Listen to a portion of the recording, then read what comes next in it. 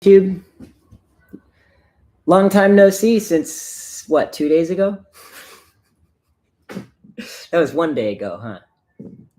We got no viewers. All right, so I'm just gonna sit here and drink coffee while we wait. Let me know when we're live on Instagram. Oh, we're live? I'm gonna look up use guys so I can see what's going on. I wish I could have this like directly in front of the camera so I can see. Anyone joining? Anyone joining? Yeah. My assistant, I'm gonna try to encourage my assistant to do a better job this time. A lot of people join. All right. Welcome. I'm getting it set up on my iPad here so that I can read the chat because we've got the good facing cameras for the stream. Where is Instagram? Oh, quick question. Why is there no Instagram iPad app? Get on it, Instagram. Okay. Let's see. Join a live stream. Digitize Fluid. Digitize Fluid. Not sure where we're. Oh, here we go. Got to turn on the very pickled noodle. People ask when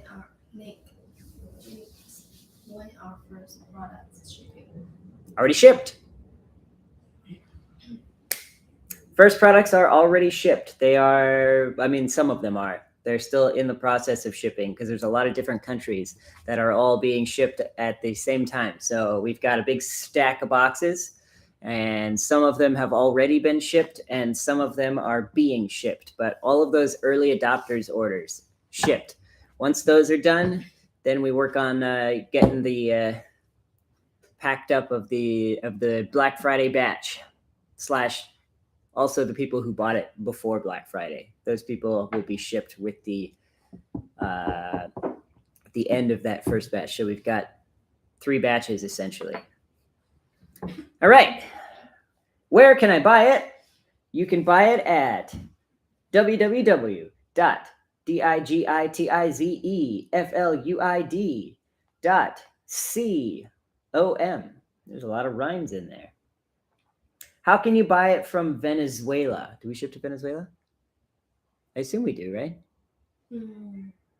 It should be just same thing. Go on the Shopify. In fact, the Shopify page, digitizefluid.com, will tell you if it can ship. Yeah, yes, you will get a shipping notification. You'll get an email too. Should all be good. No problems, no worries. Let's drink some coffee to that. So, do we have any other questions?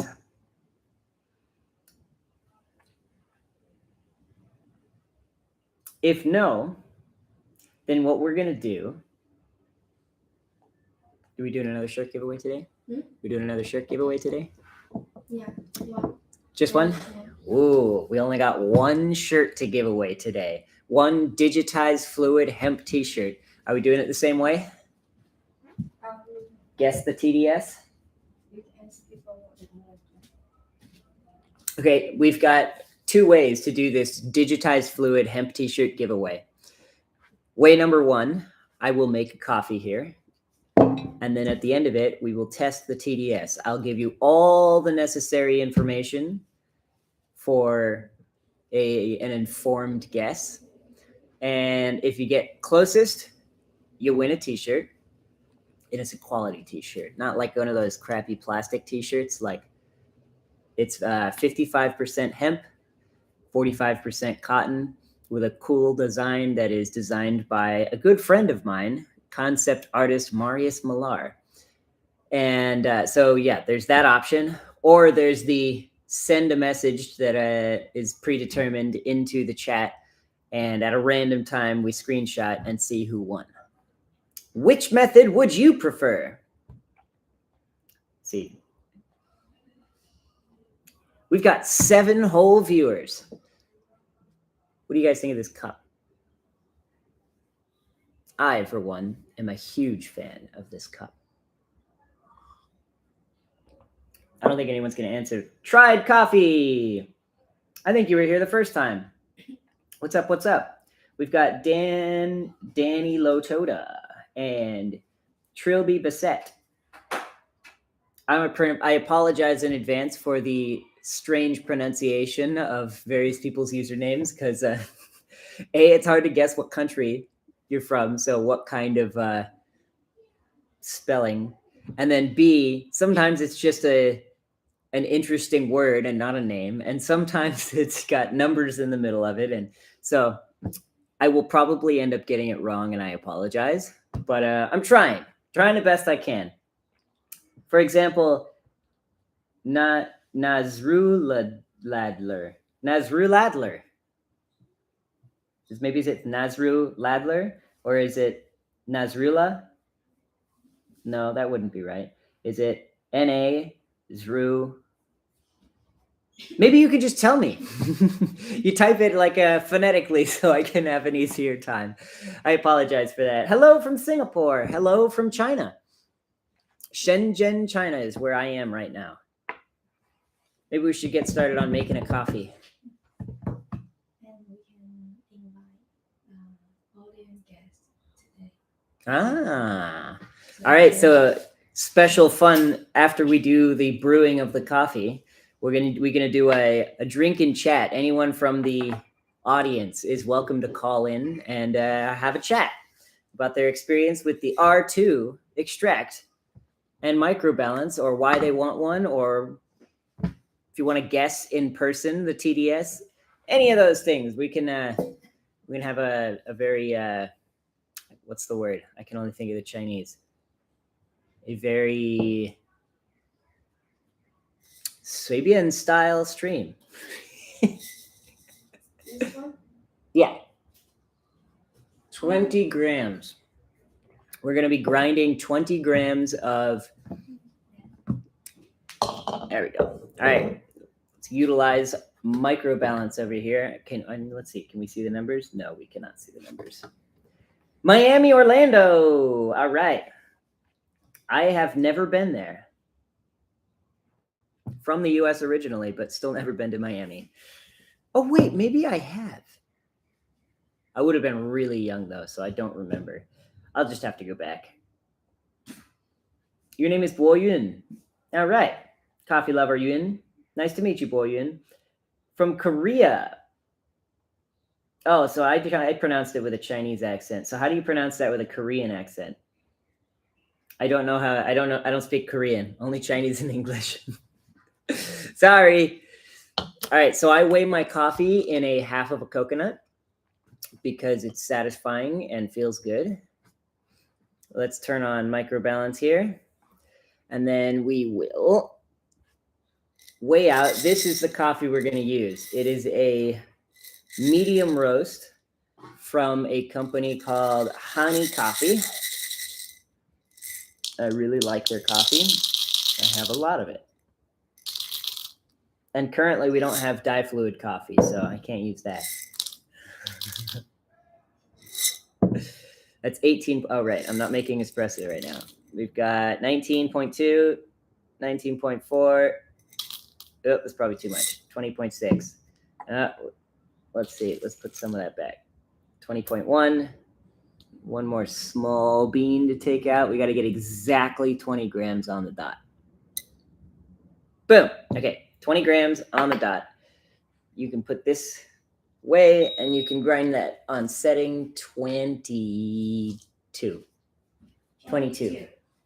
In the meantime, thank you, Digitized Fluid. Yes, it is your last chance to buy. Well, it's your last chance total, but your last chance will be tomorrow, right? Yeah, tomorrow.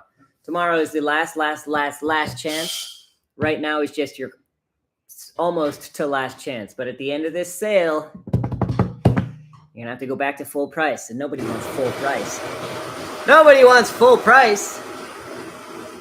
That's the sound of the Barazza Virtuoso. My grinder of choice. Not sponsored. All right, so let's see. Where was I? What was I saying? All right, we'll do guessing of TDS again. That's how we're going to win our digitized fluid t-shirt.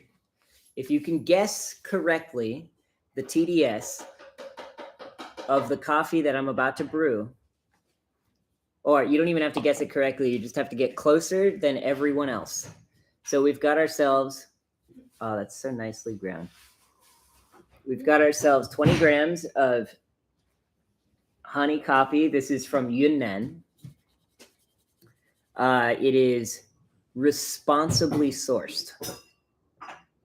I don't know if that'll affect the TDS in any way, but I know it will definitely affect the total dissolved solids in your heart. This delightful smelling coffee. We are just waiting for water boil. In the meantime, fold our filter. While you watch me fold the filter here, you may as well go over to digitizefluid.com and get yourself a brew control system.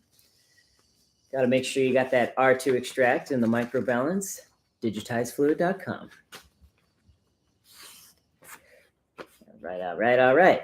In fact, you should probably get 2 of them so you can give one as a gift and keep the other one for yourself. Or you could just get 2 for yourself. Let's be greedy these holidays. Or get 2 as a gift. My assistant is watching comedy shows.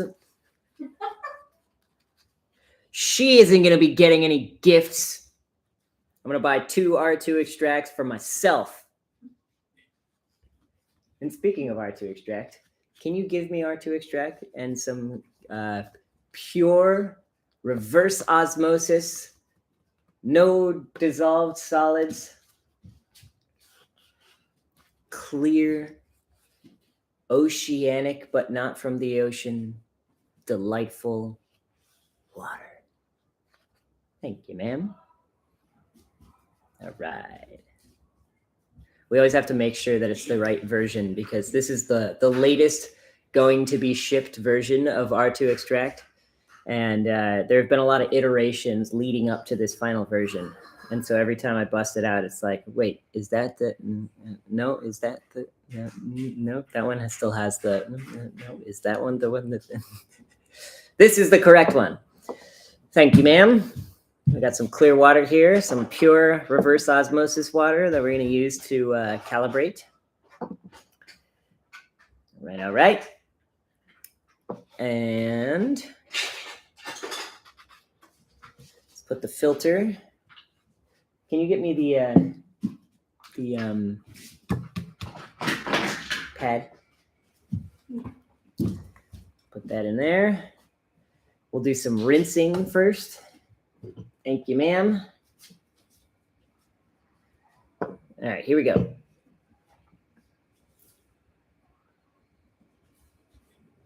I'm gonna call you Raphael because I can't pronounce the first before the underscore. Is it Ocaris?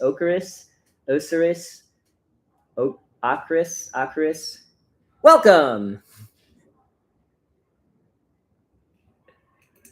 Get this nice and wet. In the meantime, I am going to be making a video. I don't know if any of the people who are now currently watching, I don't know if you are new or if you've been here before. But as for who I am, I met the founder of DiFluid and the whole team because of my YouTube channel. And so they brought me on board, and I'm currently streaming this not only just on Instagram and Discord over here, but I'm also streaming from my personal YouTube channel, where I plan on making a video of like the behind the scenes of the inception of R2 extract and microbalance. And if you want to see that video when it comes out, you can go on over to YouTube. And YouTube has handles now. So I'll send this from my personal Instagram account, not from DiFluid. And I will say you can follow at James Corwin on YouTube. And you will be able to watch that video when it comes out and get to see some behind the scenes of the inception of R2 extract and microbalance. Hey, we got 2 viewers over here on YouTube. Is one of them you? Yeah. 3 viewers. No way. What up, YouTube viewers? All right, so you get the special view over here on YouTube because you get the direct view on Instagram, the view of everything that's going on, but the slight side angle on YouTube, which means you get some extra side stuff. Like, can you see over here on Instagram? That's off screen, isn't it? So if you go on over to YouTube and you watch both streams, you get the full picture of everything that's going on. What's up, DiFluid Katharina? Let's see. Hey, I remember you. Giotti Cafes. Welcome, welcome, welcome. All right. That's emptied out. I forgot. I got distracted. Okay, so we're going to take our ground coffee, ground at setting number 22 on the Barazza Virtuoso, which is around Chemex grind size. And let's see. I put exactly 20 grams on the dot into the grinder. Let's see what we get out. There must have been some leftovers from my morning's coffee in there because now we've got 24 grams of coffee. So this is probably, it's 24.2 grams.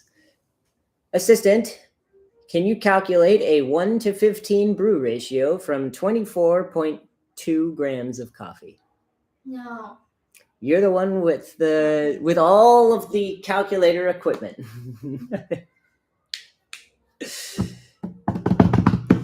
We've only got 5 viewers left. You guys are gonna have a really good chance of winning the DiFluid Digitized Fluid hemp T-shirt, since you're gonna be a very small pool of guessers. All right. So what is 24.2 grams 24.2 times 15. times 15? 363. 363. All right, we're looking for 363 grams of water. So I'm going to start with 63 in my first bloom phase pour, just to make it easier to remember. I'm going to turn this way so that I can pour smoothly. And if you can watch the whole brew process, you'll probably get a better guess of what the TDS is going to be later on. All right, here we go. DigitizedFluid.com.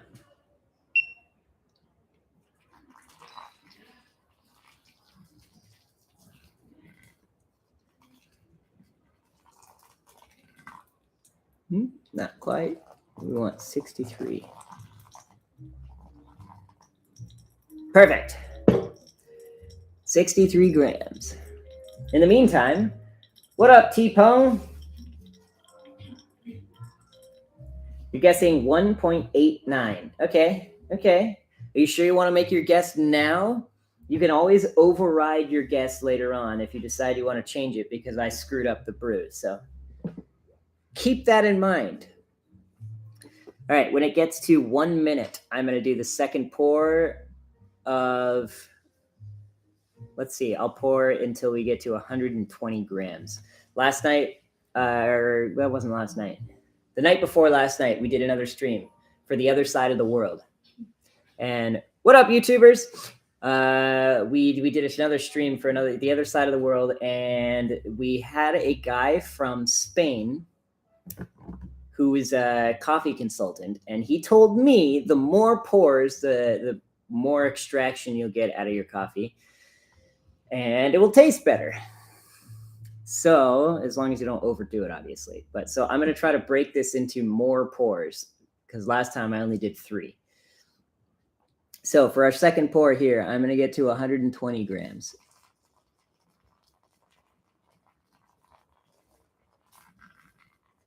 We're at a flow rate of 4 grams per second.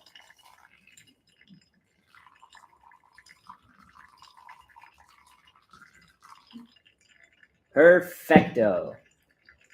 Any other guessers gonna want to join in, or is it just gonna be like Nasruladler? I still don't know how to pronounce your name. I feel bad. Or is it gonna turn out that you win by default because nobody else made a guess?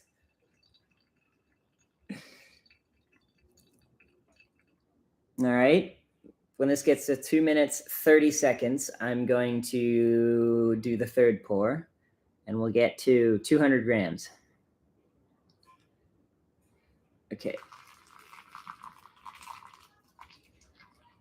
Right.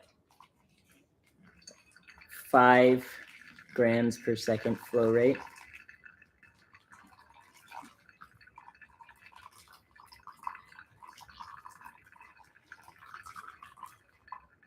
Okay, 200 grams.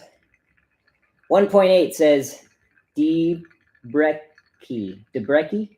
Is that it? Debrecki, or is it Debrek?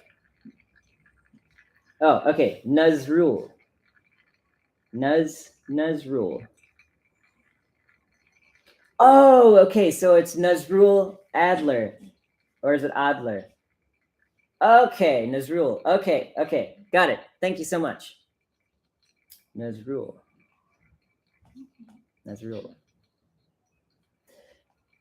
I like that name. It's always fun to hear names that I've never heard before. And just like, because I'm so used to just like, my name is James. It sounds so boring at this point. Nazrul. Which one is the accent where the emphasis go on? Is it Nazrul or is it Nazrul? Okay, I don't want to screw up my coffee. Here we go. We're gonna do the 280 grams here. You lost 2 subscribers. Oh no, I lost 2 subscribers? That's 870. Oh, that's lame.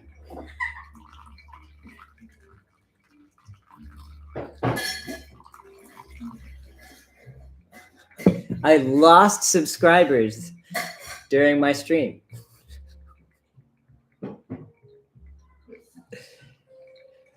Ooh, KL, you said, what are you doing here? I'm live streaming about this product that I've spent the last 6 months working on with the DiFluid team.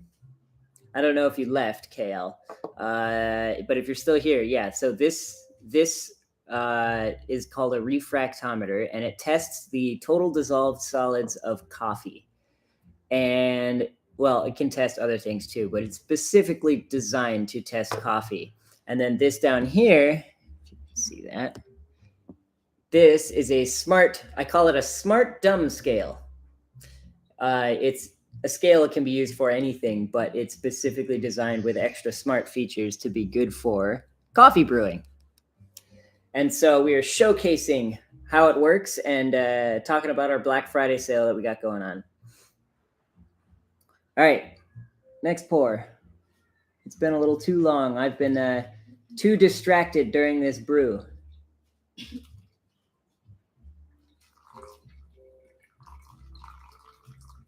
will be the last pour. That was 363 grams, right?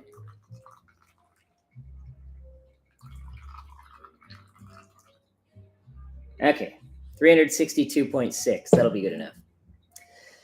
All right, while we wait for that to drain, let's see. We have 2 guesses, 1.89 and 1.8. Debrecki.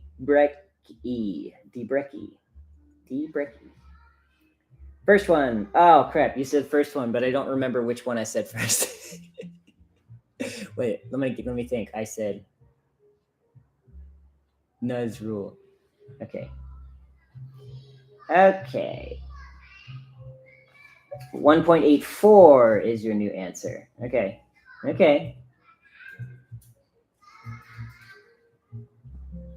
I think that's going to be a little high. My personal guess, which might influence your guess, but also probably shouldn't because I am imagining that you know more than I do. My guess is going to be 1.58. My personal guess. Maybe I can win a digitized fluid t-shirt. I'm going to type it in here. 1.58. That's my guess. Hello, Felipe Scorch. Is that pronounced right? Scorche? Scorch? Sorry, I don't speak Spanish. I see a question about, no, there is no black microbalance unless you include the 3D printed version from back when we first were conceiving of how it would work and look. Here's black microbalance. Dun, dun, dun, dun, dun. But it looks terrible because obviously this is just a prototype test model. So, Discord, Instagram, YouTube, 2.0. How come you said 2.0, KL? What are you referring to? All right, so that's black microbalance. Thank you, assistant. All right, cup me. I need a cup, need a cup, need a cup, cup, need a cup, need a cup, need a cup, need a cup, need a cup, need a cup, need a cup, need a cup. Thank you, ma'am.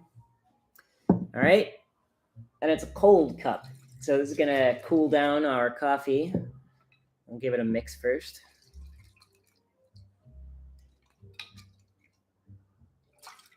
Does anyone else want to guess? Just guessing high. Oh, okay.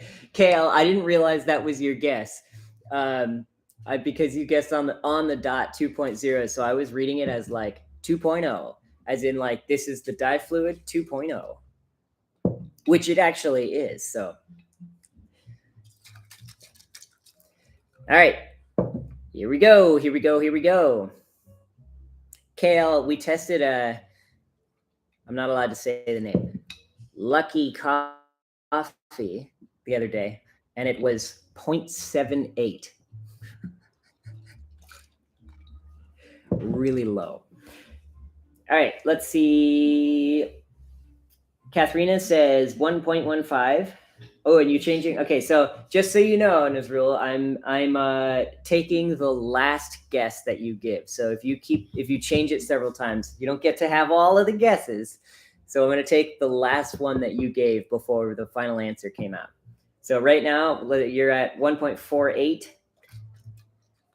KL over here is guessing 2.0. My guess over here, I already forgot. I think I said 1.58. Ah, from Venezuela. Very cool. It's so fun to have people from all over the world here. Hey, Katharina, can we ship to Venezuela?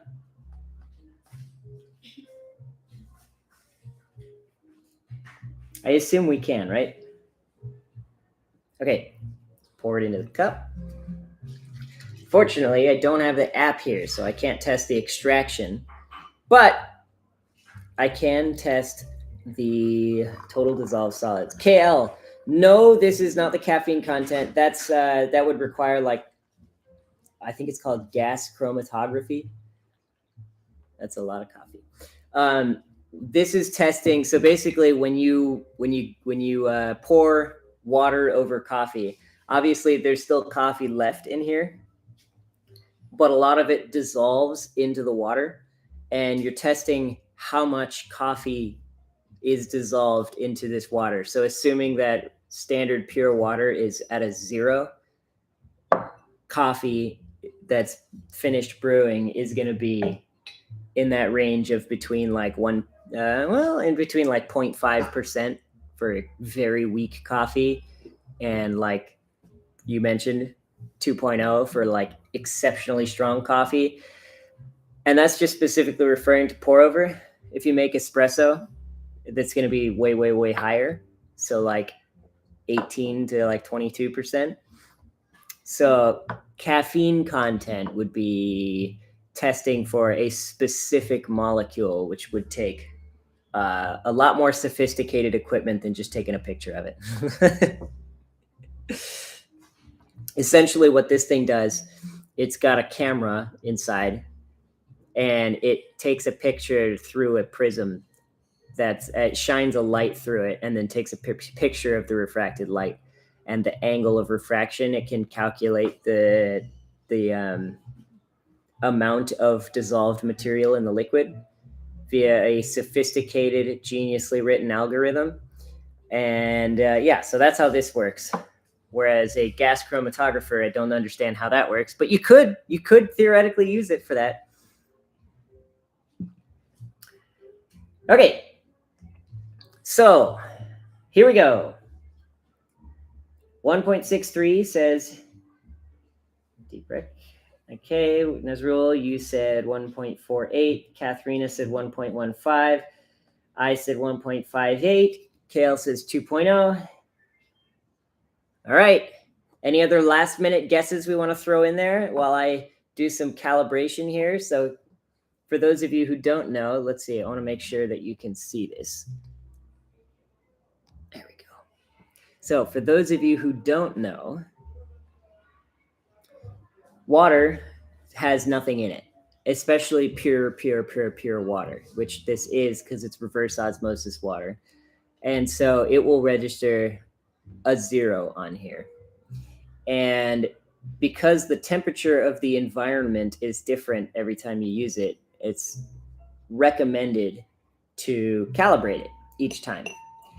If you don't, your answer will still be quite accurate because there are a lot of extra, let's call them layers inside, designed for getting the most accurate answer possible. So even without calibration, this should still read 0. There's a possibility that like the temperature right now is different enough from the last time I tested that we might get like 0.01, 0.02, or like negative 0.01. But considering the accuracy, I imagine before I calibrate here, if I just test the water, it should be 0.0. Yeah, here we go. So let me show you there. We're at 0.00, 0.00, 0.00, 0.00. So then, dry it off here, and we'll put in our coffee. Here we go. Any last minute guesses? Okay, we do have some last minute guesses. What's up in Martinez? Okay, so we got 1.63, and our last guess in here, we got 1.32 by Cesar Marquez. Very cool. Okay, here we go. Here we go. What's your guess, Sophie? 1.36. 1.36, she says. All right. Coffee's on. Here we go. Dun-dun. Dun-dun. Dun-dun, dun-dun, dun-dun, dun. Oh, wait, I forgot to turn off the timer. We're at 15 minutes and 30 seconds of brew time. Probably should have turned that off and looked at it. So I imagine that you know we did not brew for 15 minutes and 30 seconds. All right, here we go. Test. 1.43. Who's the closest? 1.43. Let's see. I think that might be Cesar Marquez. He said 1.32. Is there anyone closer? 1.43. Oh, 1.48. Nazrul said 1.48. That'd be 0.5 off. Let's see. 1.58 was me. First one. 1.8. 1.89. Yeah, that's the closest. Look at that, you won after all. Good thing you changed your answer. Whoop. I closed the. We're good. So it's I accidentally closed the stream here, so you gotta do it over there. But yeah, 1.43 is the answer. no. Let's go. Enjoy your digitized fluid hemp t-shirt. It's gonna be awesome. Yeah. All right, now let's taste the coffee.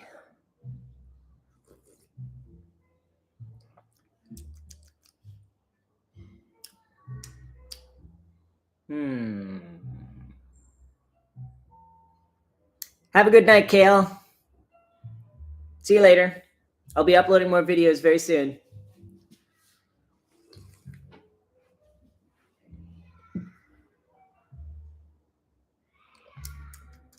It's not bitter, but I can't say I actually enjoy that flavor. It's not overly sour or bitter. It's pretty well balanced. But it has like a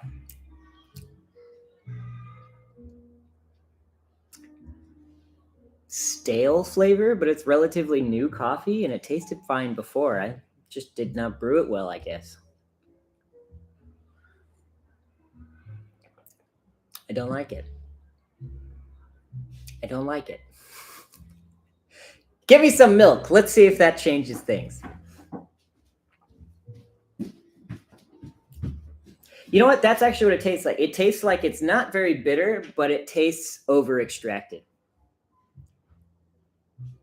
Hope to see Roaster being featured again soon. Me too.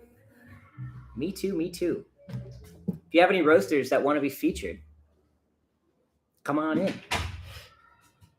Oversteeped tea bag. That's exactly what it tastes like, an oversteeped tea bag. This is definitely, it's over extracted.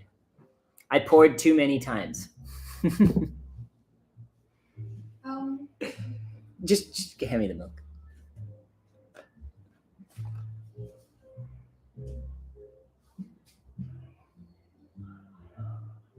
I love watching milk dissolve into coffee when you get that like. Thank you, ma'am. Oh, that was close. I thought I dropped it. Okay. Now let's see how the flavor of the coffee changes while you guys go to digitizefluid.com and get your brew control system.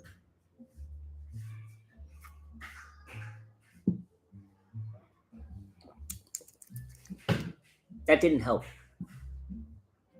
No, it's just not very good. I'm disappointed there. 1.43%.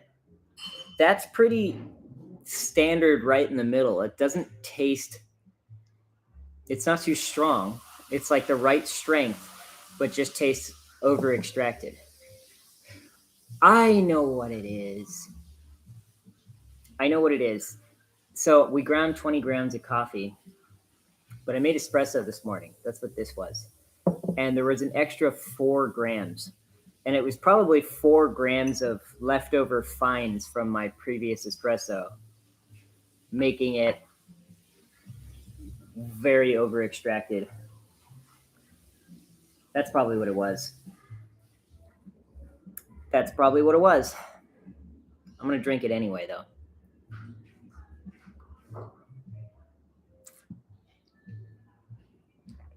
So, what's that? Add some orange. I don't think that'll be very good. All right, here's what we're going to do now. You guys are going to tell me. Microbalance has a feature where it will start timing automatically as you start pouring. And I'm going to let me pour the rest of this coffee in here. No wasting, no matter how not good it tastes. Okay, so it will start timing if we turn on auto detect timing as soon as it detects water. It's pretty darn good at it. So watch this. Did you hear it start? You heard the beep? So now it's timing 4, 5, 6. Now, there are multiple ways that we can handle this, and I want to know what you guys think. A lot of people will pick up the brewer and kind of swirl it around to make sure that the bed of coffee gets remains flat and settles evenly. And you can do that, but if you have auto detect timing on, it seems logical that there should be a good way to turn it off, to stop the time at the end. But how do we know that you've finished brewing? You're not going to be pouring more water later. So currently, the way that this is handled is if you take this off, it stops timing. Did you hear the beep? So it says 52 seconds. But if you want to be able to pick it up, swirl it around, and then set it back down and keep timing, then at the moment, you're going to have to use manual timing. And what we can do is we can change that so that if you pick it up, it keeps timing, and at the end, you have to manually stop the time. But as you saw, when I brewed this batch, I forgot to manually stop the time. And it would have been nice when I picked it up if it had stopped the time. So, how would you like it to be done? And would you use it the way that it is? Would you prefer it to be another way? Do you have any good ideas on how it could be done?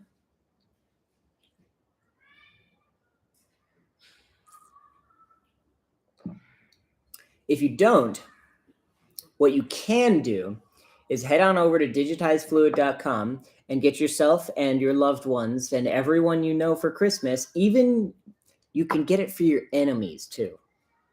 People you just absolutely hate, spread some love in the world. Be like, hey, I'm going to improve your coffee. I got you an R2 extract.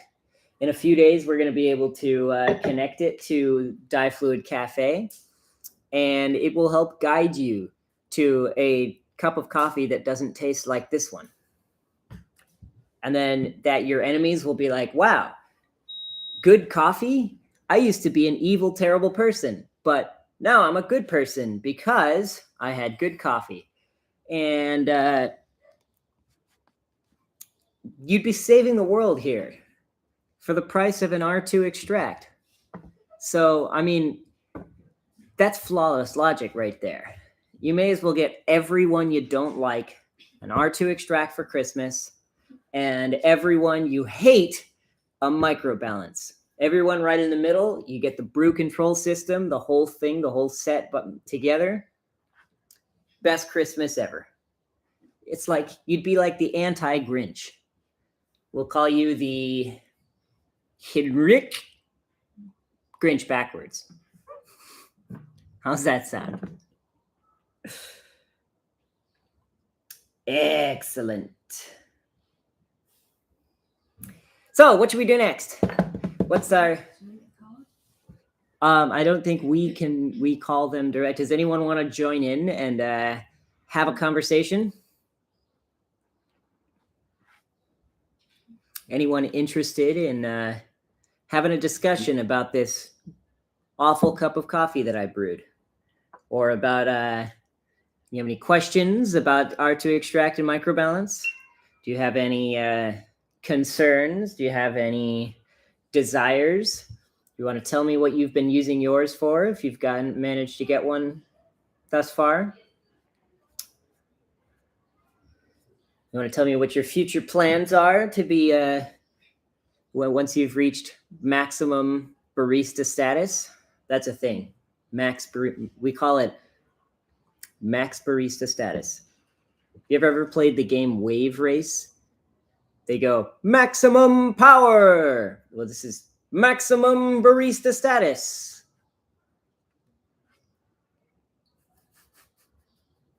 I always wonder, when no one's saying anything, we've got 8 people here right now. I imagine that they're sitting there just watching. When nobody's saying anything, I always imagine what the thought is on my silly little shenanigans, or if they didn't even hear it. Anyone have any questions? Anyone have any fun things to discuss? I think there is if you wanna check what's the signal. What's the signal? All right, if you want to chat, if you want to call in and have a quick conversation, type me in the chat. That way we'll know to invite you to the stream. I understand if you don't want to be shown up on camera, you're getting ready to go to bed, or you're nice and snuggled under your covers and you don't want to show your face on camera. But if you want to get on up and have a chat, me in the chat. Yes. Say I'm still here. I just shoot you a question. What's the question? Let's see. Did I miss it?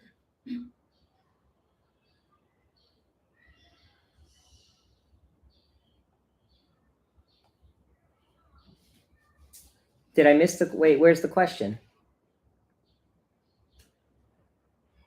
It's is it oversteep tea bag? Is that the question? Because I thought that was referring to the taste of the coffee, and yeah, oversteep.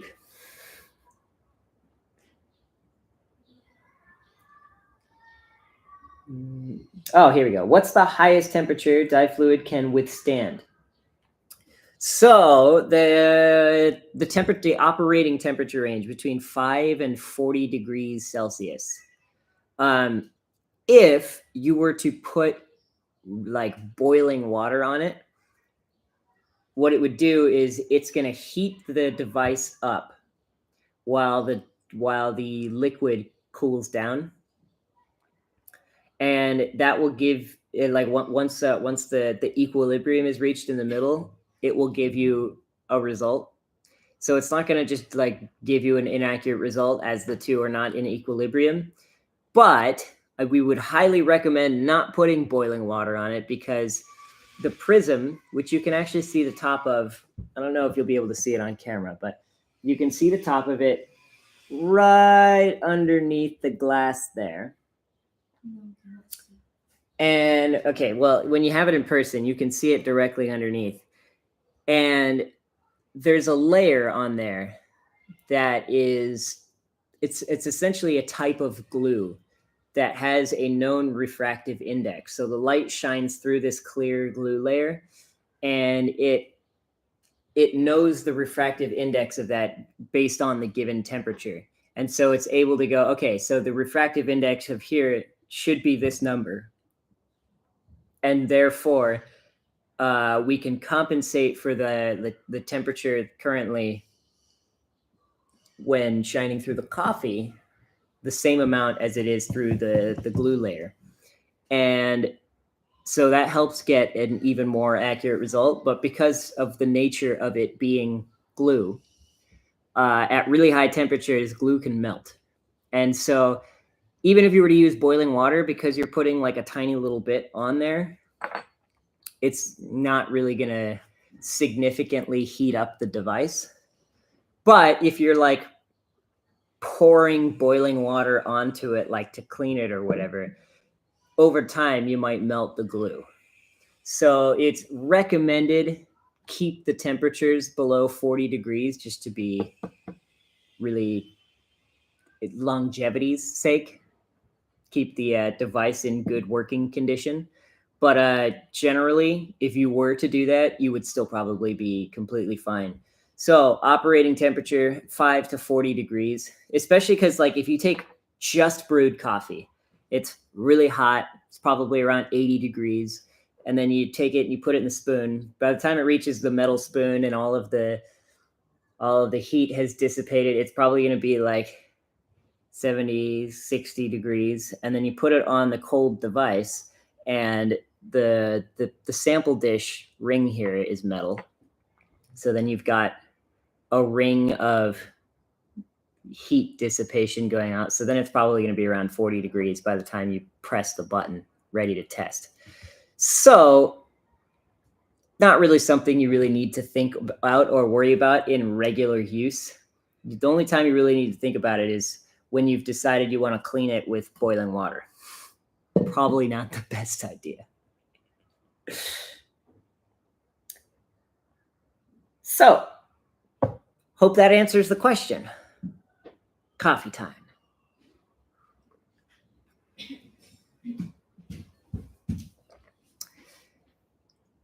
To the 6 others of you who are also still here in the stream, digitizefluid.com. Get your brew control system. Maybe get the Rubik's Cube. That'll be fun.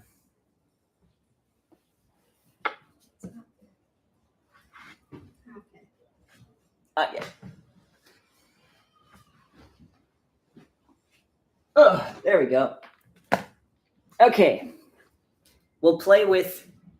Oh, here. You're working with QSing coffee for a living. Thus the temperature coffee. Ah, okay.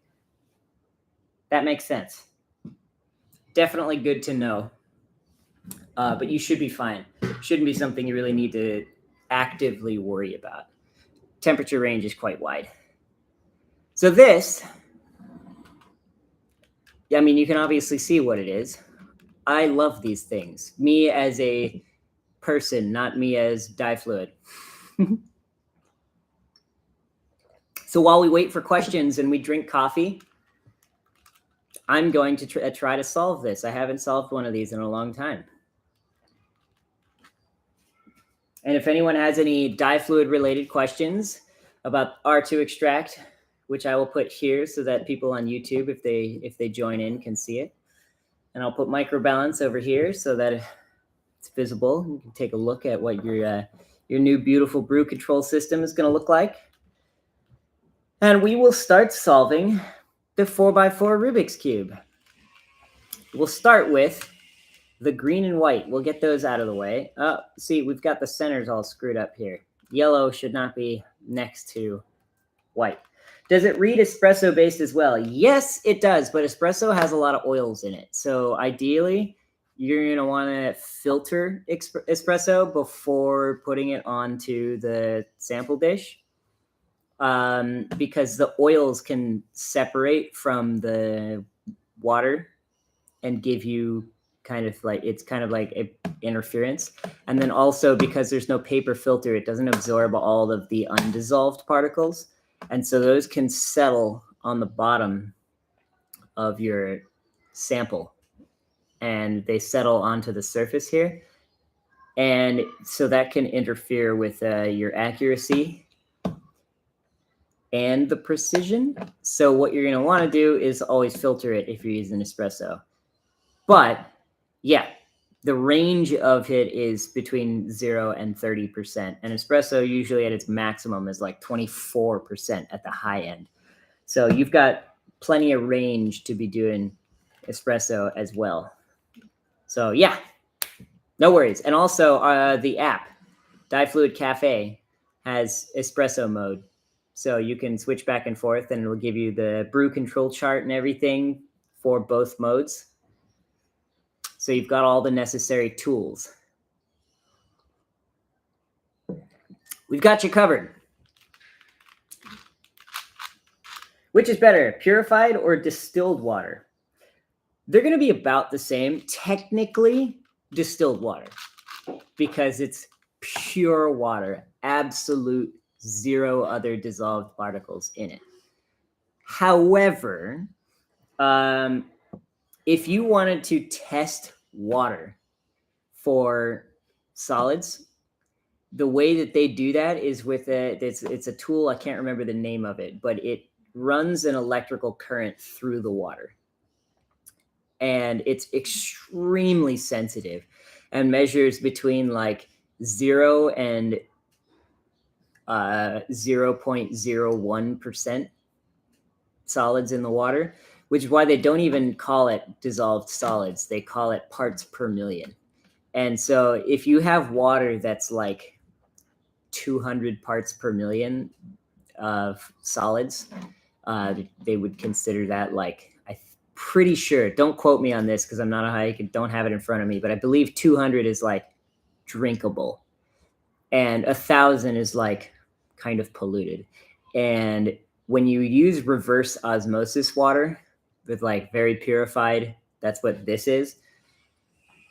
It's like a 20. And distilled water would be like a 0. And so 20 parts per million is still below 0.01%. And I believe 1,000 parts per million is 0.01%. So if you're using purified water at 20 parts per million or distilled water at 0 parts per million, both of those on R2 extract are still going to register as 0.00% because it's such a small difference.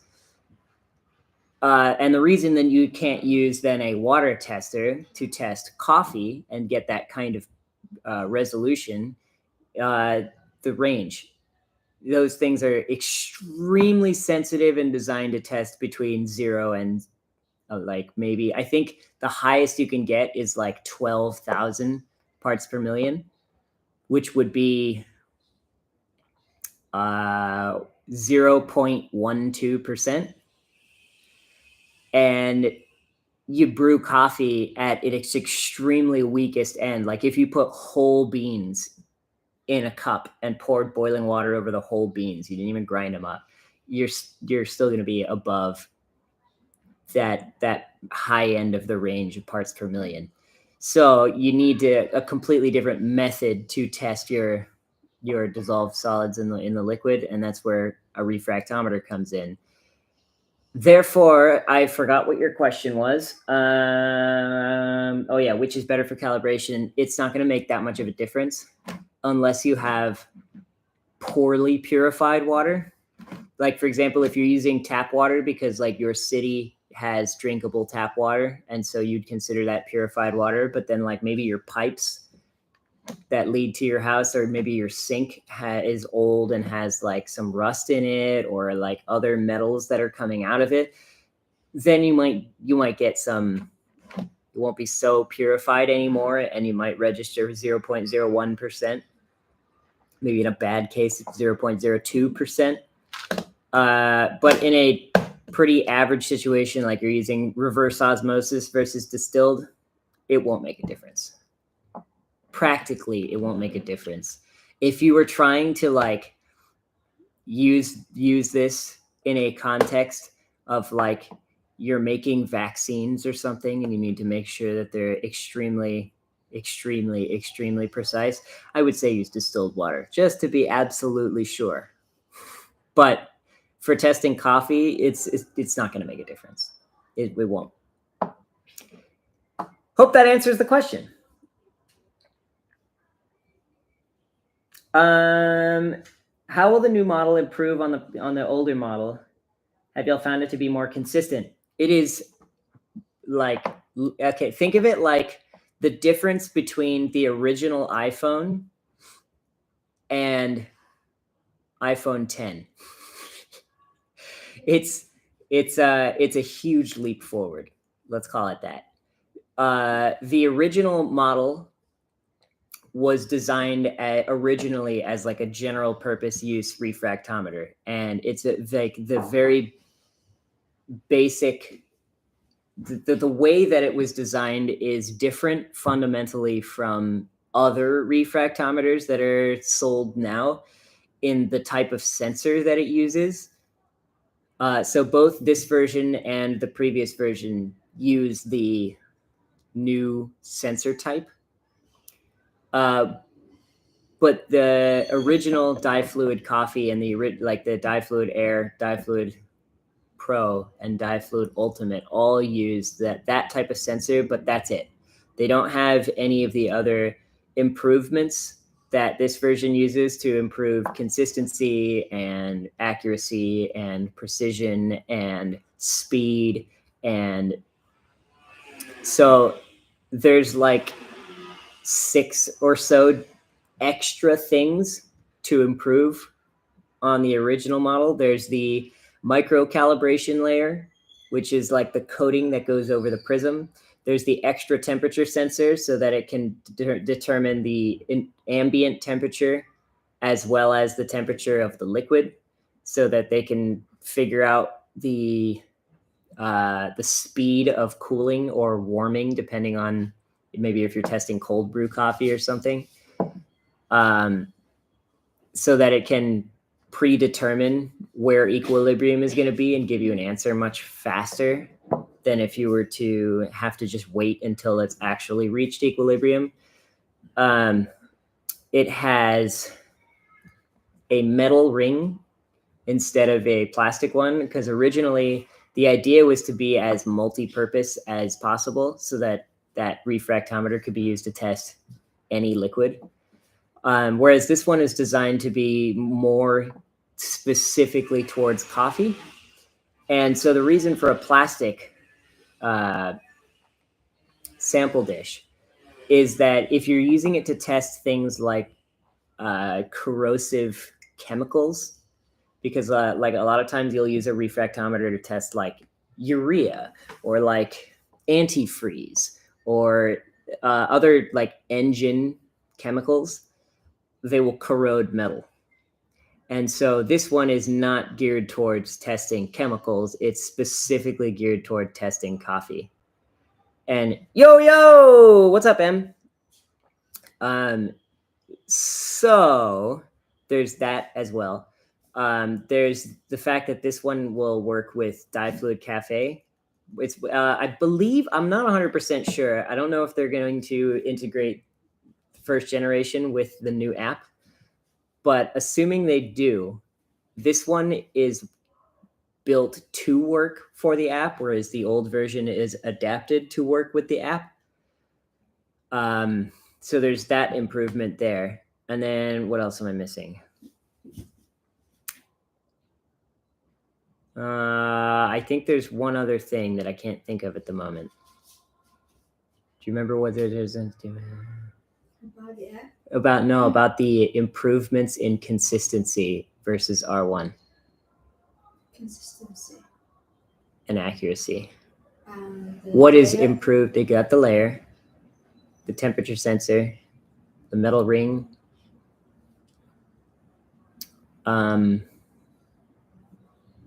If only I was the one who engineered it. Several sensors. Yeah, that's the second one. The Hey, Mark. Oh yeah, okay. I noticed you sent a message on Instagram, and I noticed that today. I don't ever check Instagram DMs because nobody ever sends me any, and so DMs don't even show up as a number like you have a message request unless you go into the message system if you have a request. So I didn't get a notification or notice until today. But yeah, you're on the wall right up there behind this light that's over here. In fact, those of you who are not on YouTube right now, who are still on Instagram, the YouTubers are going to get a special view. So you see, you're behind this light right over there. Do you see Mark on there? On the wall? Where's Mark?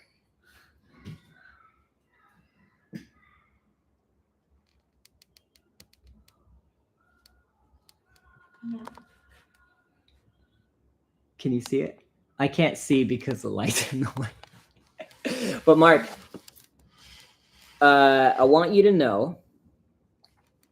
All good, brother. Okay, I want you to know that I'm working on a bunch of videos, and I apologize for the fact that you've been on the wall and supporting me, and I haven't been posting recently, but I've got like 10 videos in the works, and all of them are I'm going to start posting them like once a week so that I don't have to like keep doing 3 weeks in between. But I appreciate you being here this whole time. But yeah, to answer that question from Jimmy, yeah, it's definitely more consistent, and it's definitely a huge leap forward in refractometer technology. He's got a new job in Shenzhen next year. Next year means, so when are you going to be coming? Do you know ISNS? ISNS. ISNS. The circle. It must be. Is it in Shoko? July. Mark's coming to China. All right, all right. Hello, G6. VVG6. Anyone have any other questions about the R2 extract in Nanshan? Oh, it's International School Nanshan Shenzhen. I've never heard of that one. Have you? Well, Public or private? it must be private. It's an international school. I am in Shenzhen, in Nanshan as well. So see you then.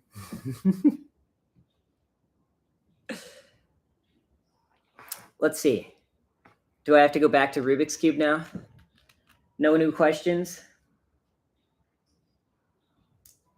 If y'all want to do the, we can have YouTubers follow on Instagram. We can have Instagrams follow on YouTube, at James Corwin. And Discorders follow on both Instagram and YouTube. And then you guys, Instagram and YouTube's, check out the Discord. Let's get a big going on. Going to Taiwan first for 6 months. Ooh, that'll be fun. I lived there for a year, and it was an incredible experience. Very, very, very, very cool place.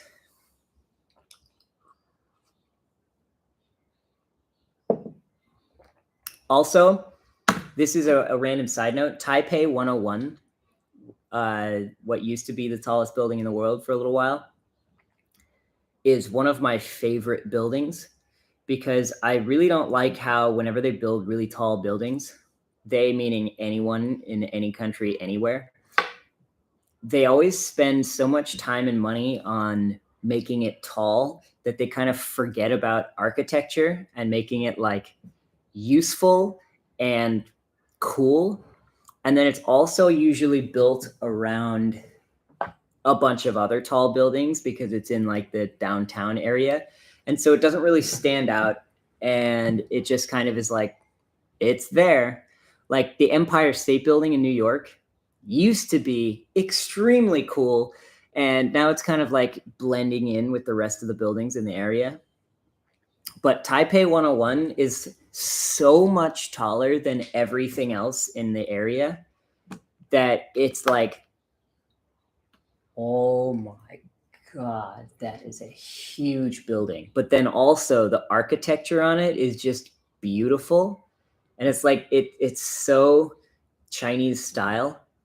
And Chinese culture buildings are my absolute favorite. And so that building just makes me like tear up whenever I look at it. Cause it's just like humans. Oh my God, we built that. That's so cool. So enjoy it while you're there. I really like that place. Just curious, says Nazrul, what do we get for guessing correctly just now? Totally forgot to ask. You got a digitized fluid hemp, 55% hemp, 45% cotton t-shirt designed by my friend Marius Millar, who is a concept artist in San Francisco. And he is probably the greatest artist I've ever met. He's very humble about it. And it's just like, I'm just another artist. But I follow him. You can follow him on Instagram. Like, he really deserves the follow. MARIUSMILLAR. There we go. I'm tagging him. Maybe he'll join the stream. He is an absolute... His Instagram also has stuff from him just like growing vegetables and like teaching things about growing vegetables. And the way that he is able to like express things, I don't know, you'll get the feeling when you see it. Just look at his Instagram and then look at the other samples of his art pieces. I'm always blown away. But yeah, he's an incredible artist, and I was really happy that he was willing to design our t-shirt because I needed the concept. I presented to him, we need a t-shirt to represent the idea of this company, digitizing fluid, turning like a liquid into a digital representation, conceptualize. And what he came up with, I thought was really cool. And so we put it on the shirt. And instead of using a really low quality plastic t-shirt, I can't stand the fact that most fibers nowadays are made of plastic. So I was really proud that we went for all natural fibers, but also hemp, because hemp is so much more durable than just pure cotton. And it also like gets softer over time. So overall, it's just a really nice material, and it lasts a long time with a really dope design, and I'm really proud of it. So you get one for free for guessing the TDS. Alrighty. Okay, any other questions? Or are we going back to solving the Rubik's Cube? Let's see. We need orange over here. All right, so you see I've got the corners correct. You're very welcome. You're very welcome. All right. And let's see. Let's find we got the white and blue. And where's the other white and blue? Here we go. Line them up. All right. And let's get that. You got to match up all of the edge pieces, because this is what you do after you drink coffee in the morning.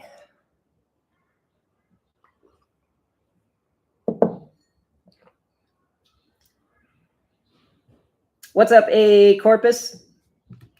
2020. All right, let's see. Now the white and orange. White and orange. DigitizeFluid.com if you want to get your brew control system. Where's the white and orange? I got one white and orange. Oh, here it is. All right, now we're going to need red and orange.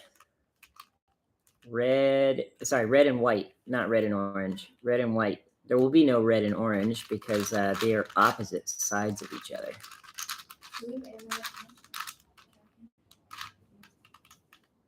Sure. Should we make another coffee? Are we giving away another t-shirt, or is that chance gone? No new chances on winning a t-shirt. We're just going to be brewing another batch of coffee because apparently I haven't drank enough coffee yet today. Only 2.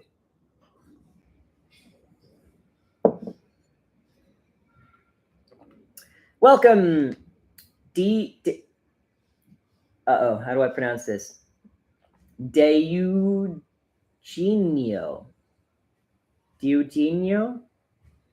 How do I pronounce that? Give me a tip. Welcome. While we wait for my assistant to boil the water, I'm going to continue to see if I can solve the Rubik's Cube before she gets back,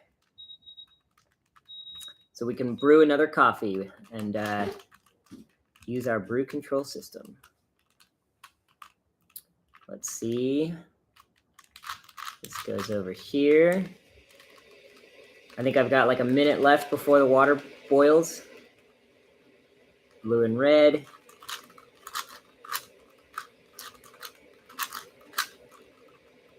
Okay, then we need blue and orange. Where's blue and orange? Oh wait, green and orange. That'll do.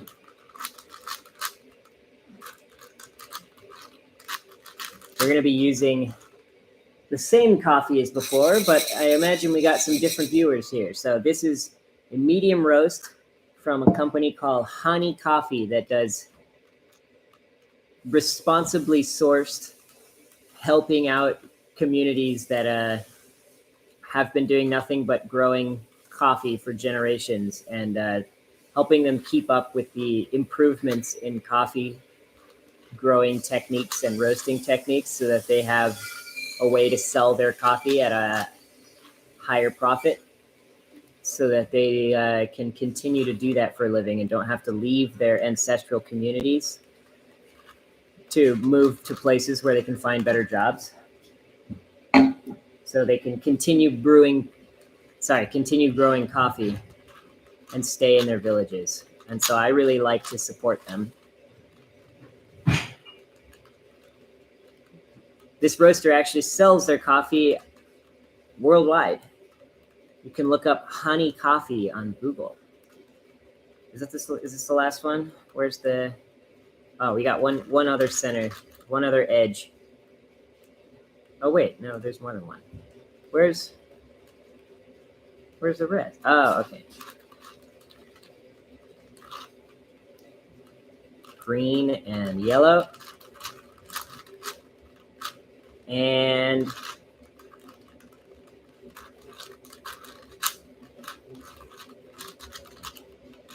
okay, we got all the edges together. Now we just got to solve it like it's a regular 3x3 Rubik's Cube. Water's almost boiled. I got to solve it before the end. Solve it before the water gets boiled. I'm running out of time. Let's see, orange. And then red. And then where's the blue? Okay, so we got the white cross on the bottom. And then gotta get the corners in here. There we go. And so that's 3 corners. Where's the 4th corner? There we go. All right, white side solved. And then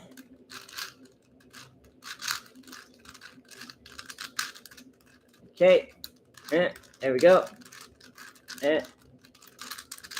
Water's almost done. I can hear it slowing down. It reaches like 90, 95 degrees. I want to finish before I hear the beep. I don't think I'm gonna make it. Okay, we got the bottom layer here. The bottom 2/3. And we got the yellow cross on the top. Ah, I didn't make it. Assistant. Water. Yellow side solved. It's not hot. And we got the last one. Where's the last? What's that? What? Yeah.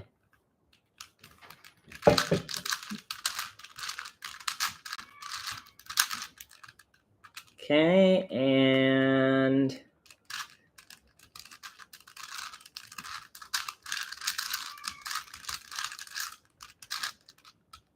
red side solved. Parity. We've got 2 centers on the top left, and that requires a specific algorithm that I never am able to remember because it's like an insane series of twists that I always end up screwing up, and I will probably not be able to solve it in the end. That's lame. All right, for this coffee, I want to extract a little bit less. So I want to change the setting to 24. But I'm still going to use 18 grams of coffee this time. So can you, oh, never mind. But yeah, 24 on the grinder. All right. Let's bust out the Chemex. We'll do this first because then you're going to have to transfer as well. Okay, rinse the filter. Get rid of that papery flavor.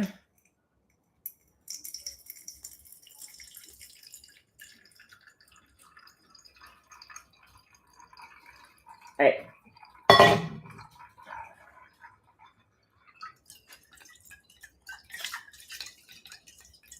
Rinse that out. Dump it onto the floor here.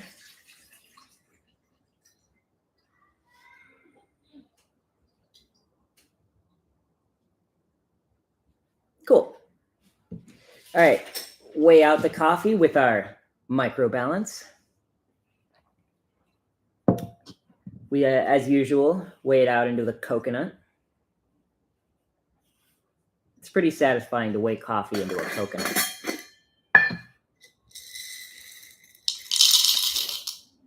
We're going to use 18 grams this time. 17.9. Okay.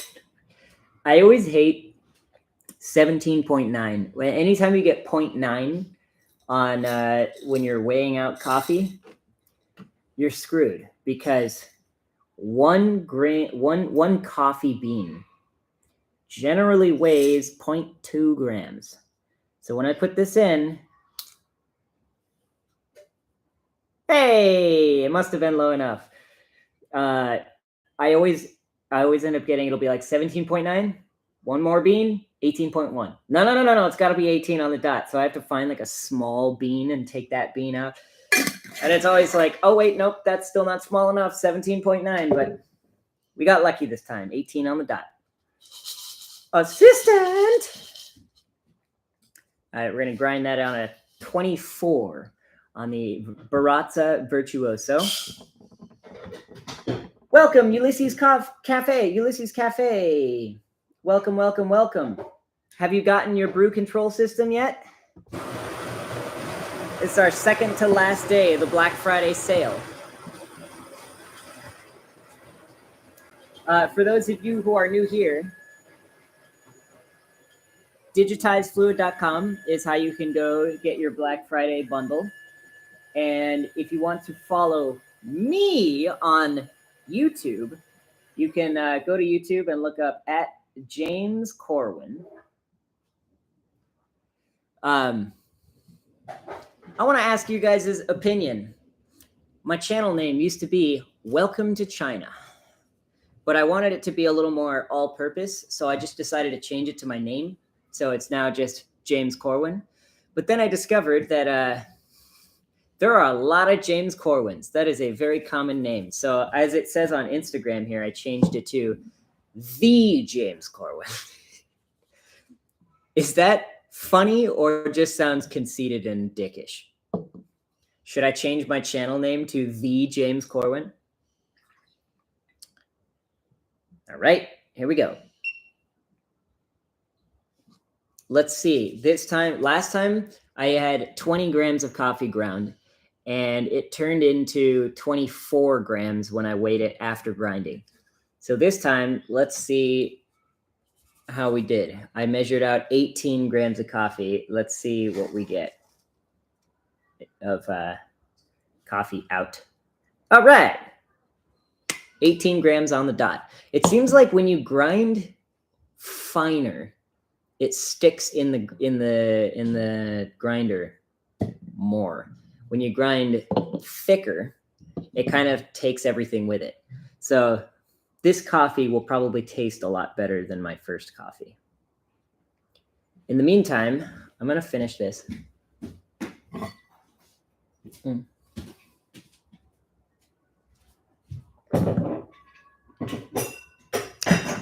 My assistant, not ready with the water.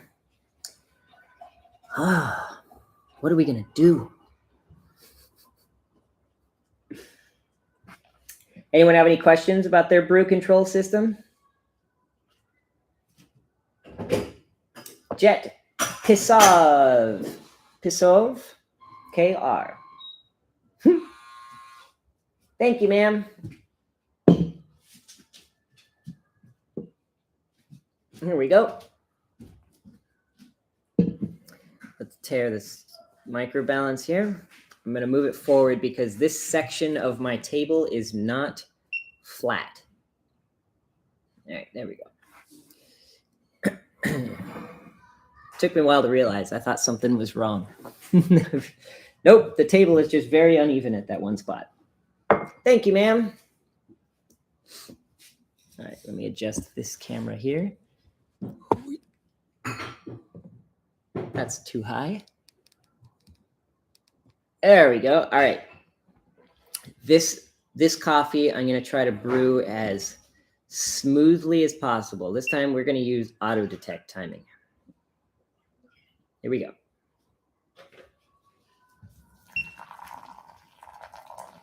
We're going to start with 50 grams.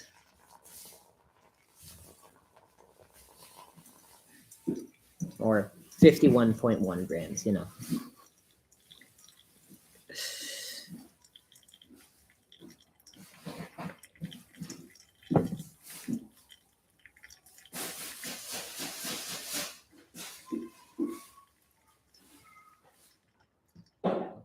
All right, we're at 30 seconds.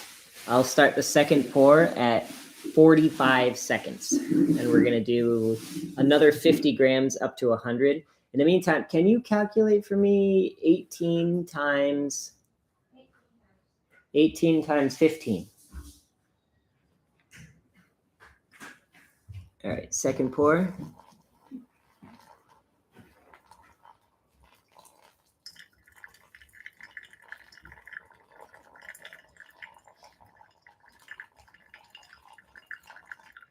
All right, that's 105 grams.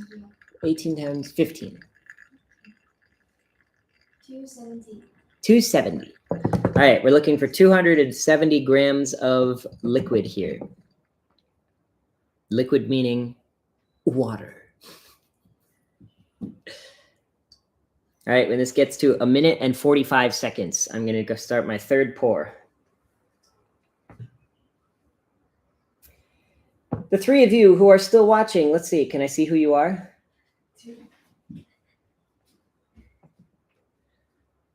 I'm not able to see who you are. Oh, because I'm watching the stream on my own account. I can't see the actual thing, so I don't know who's currently watching. It's us now. Oh, it's all us? Cool. Now there's two.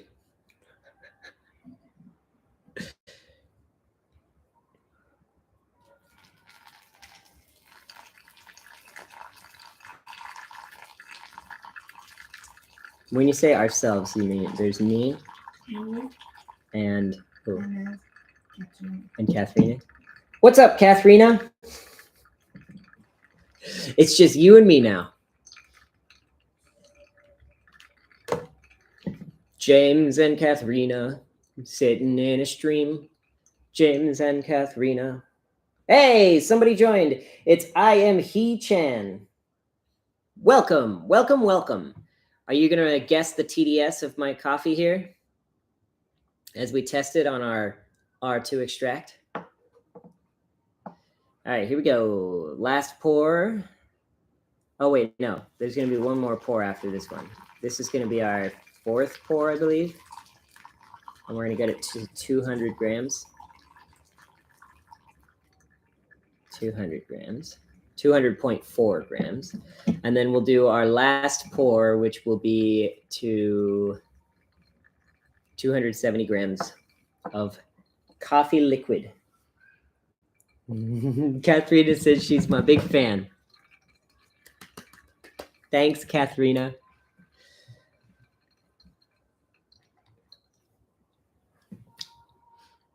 Katharina, what do you think of my shirt? You like my Chinese style ifu?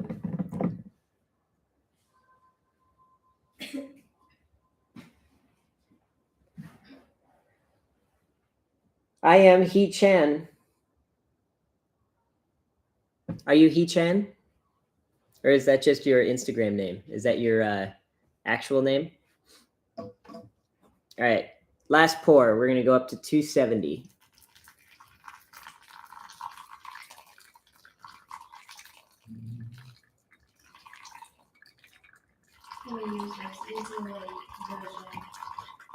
What's that? Yeah, that'll be fun. Use each version? Bring them all over. Oh, nice. All right, we'll do something special for the 4 of you who are still here. I am He Chan. All right, that's your name. I'm glad. This is going to be fun. Here's what we're going to do. We're going to use each version starting from doesn't even have any internals in it, and literally I put this together with essentially clay. There's no button, and if I put liquid in here, it's going to just go inside, and because there's no electronics in here. All the way up to, including the 3D printed model before it was even a real product. Hey, it actually says DiFluid on the back of this one in exactly the same. Nice. Did you notice this? It says DiFluid on the back in like the way that we ended up doing it at the end. Really? And so we didn't even need all the iterations. Yeah. Okay, so we've got how many models here? We've got 1, 2, 3, 4, 5, 6, 7 versions of R2 extract, 7 iterations of R2 extract that we're going to go through and see the range of what we get on our tests from the oldest version to the newest version. However, there might be some mix up in the middle because I don't remember the order. But I do know for sure that this is the first version that I received after we started assembling all of the components together. So this will be down here. Let me move the camera down so you guys can see this. And I'll move the coffee out of the way. That was 6 minutes and 33 seconds of fully draining and everything. 273.5 grams. We'll turn off microbalance here. Move that out of the way. All right. So we've got original version and we've got final version. We'll put that over here. Then we've got, let's see, I only know based on the backs. So this is version number 2. These two, I believe, are the same version. So we'll test them together. Then this version is the first one with a serial number. This is the second version with a serial number here. And then here's the final version. So I actually do know the order. Look at that. It's almost like I've been working with DiFluid for a long time. All right, get them all lined up. Can we see it nicely on the stream? Should I move them over? I can move them.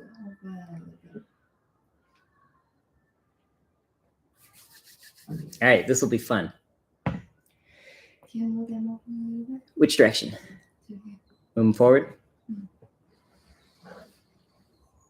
Here? Mm-hmm. Here, I'm not going to line them up. I'm going to make them here. All right, that looks more fun. All right. Let me rinse off the spoon so we don't get any contamination from our previous batch. Wipe it off with my towel that I've got down here. Okay, nice clean spoon. Oh, you know what I haven't done though? Calibrated all of them. Okay, so here we go. That's right, R2 extract number 1, number 2, number 3, 4, 5, 6, and 7. So let's turn them all on. Are they all fully charged? Hey, they've all got power. This one's almost dead, so let's try to do it fast.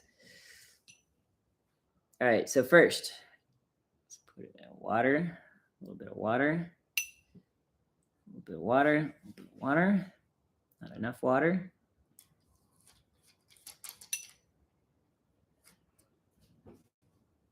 All right, a little bit of water.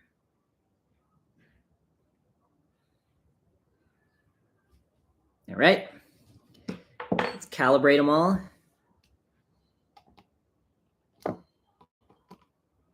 Oops, I didn't push this one right. I accidentally double clicked this one.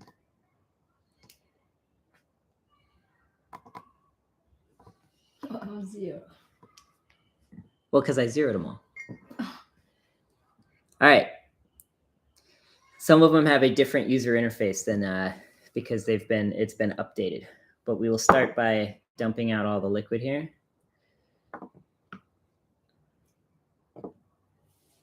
All 4, 5, 6. I should have just tested the water beforehand instead of calibrating it right away, just to see how they were all calibrated previously. Okay, I'm going to use this rag here to mop up the last little bit of water here.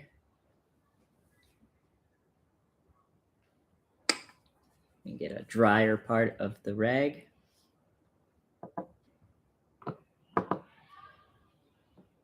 All right. Cool. Now, pour some coffee into our cup here.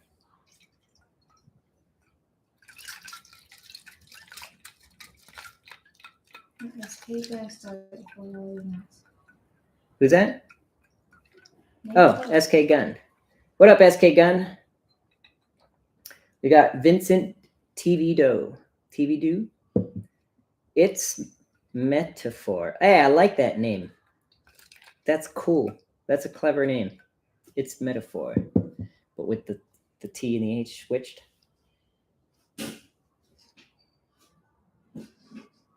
Oh, wait. No, an added H. I'm trying to figure out how do I spell metaphor. Your username really worked. It made me think. It's a clever name, and I like it a lot.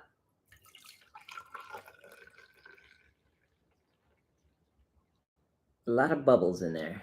I'm going to have to avoid the bubbles because everyone's got to keep in mind, you don't want bubbles when you are testing your coffee.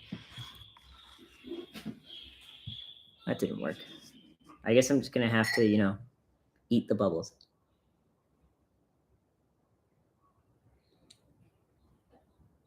It didn't work at all.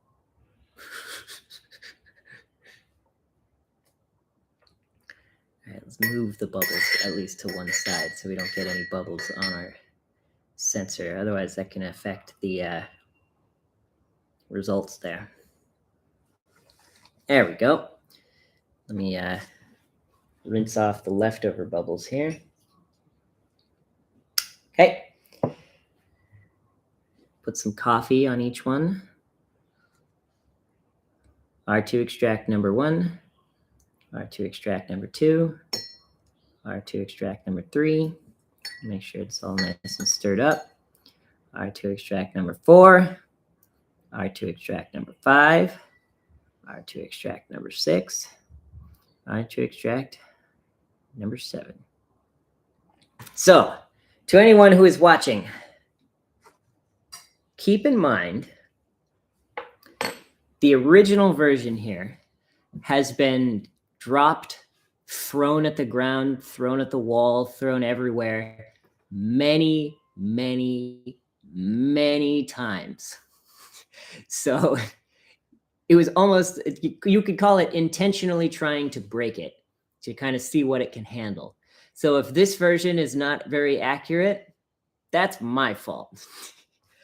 All of the other ones, they have been iteratively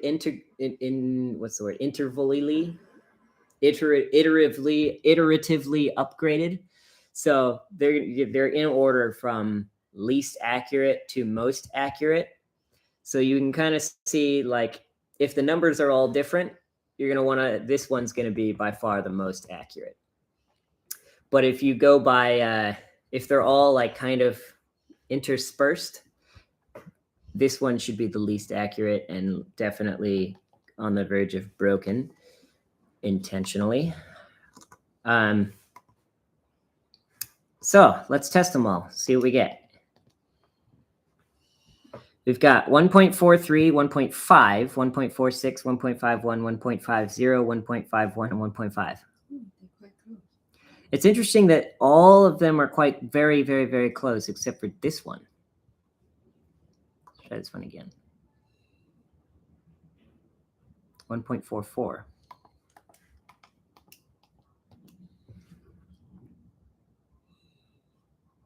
1.5, 1.51, 1.49, 1.51, 1.47, 1.50, 1.44.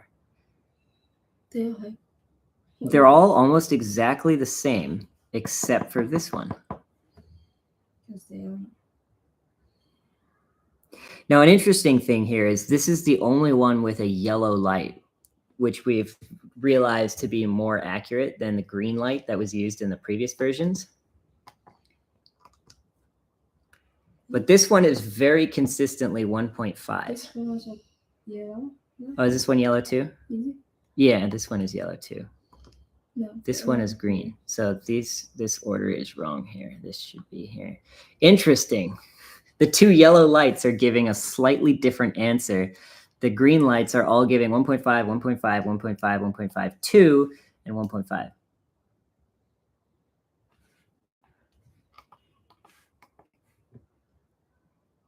Very interesting. I wish I had the testing liquid so we could see what the deal here is. But this one says 1.47, 1.45.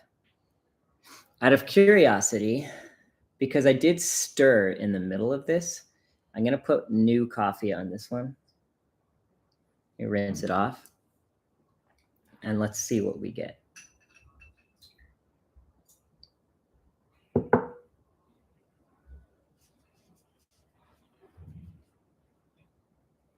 All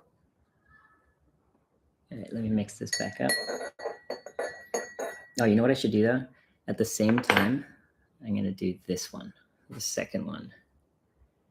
This one, that should go to show you that these things can handle a beating.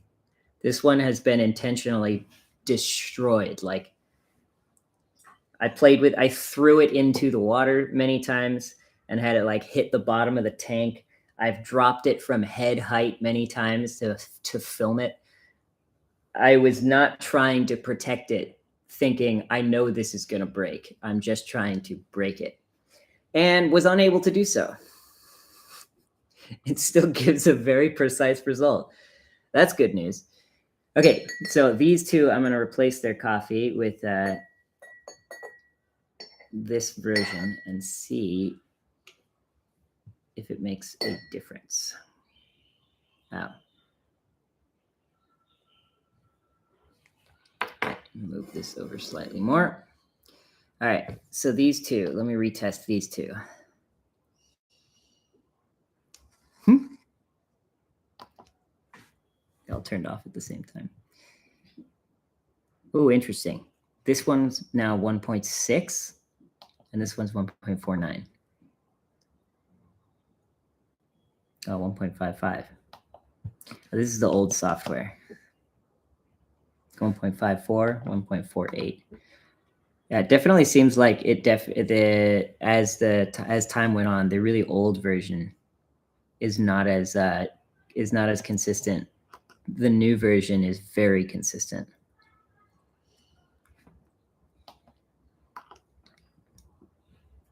This is almost exactly what it was testing last time.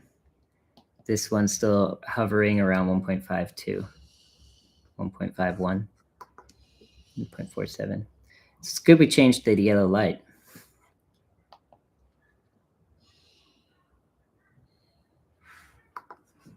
But either way, it does read very consistently. But they're consistently 0.03 off from each other.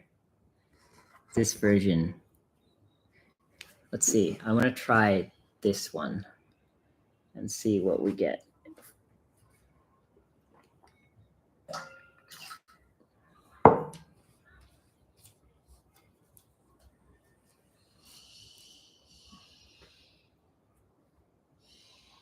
What up, newcomers?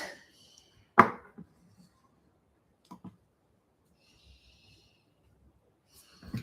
right, let's see how this one compares. Mix up the coffee a little bit. All right.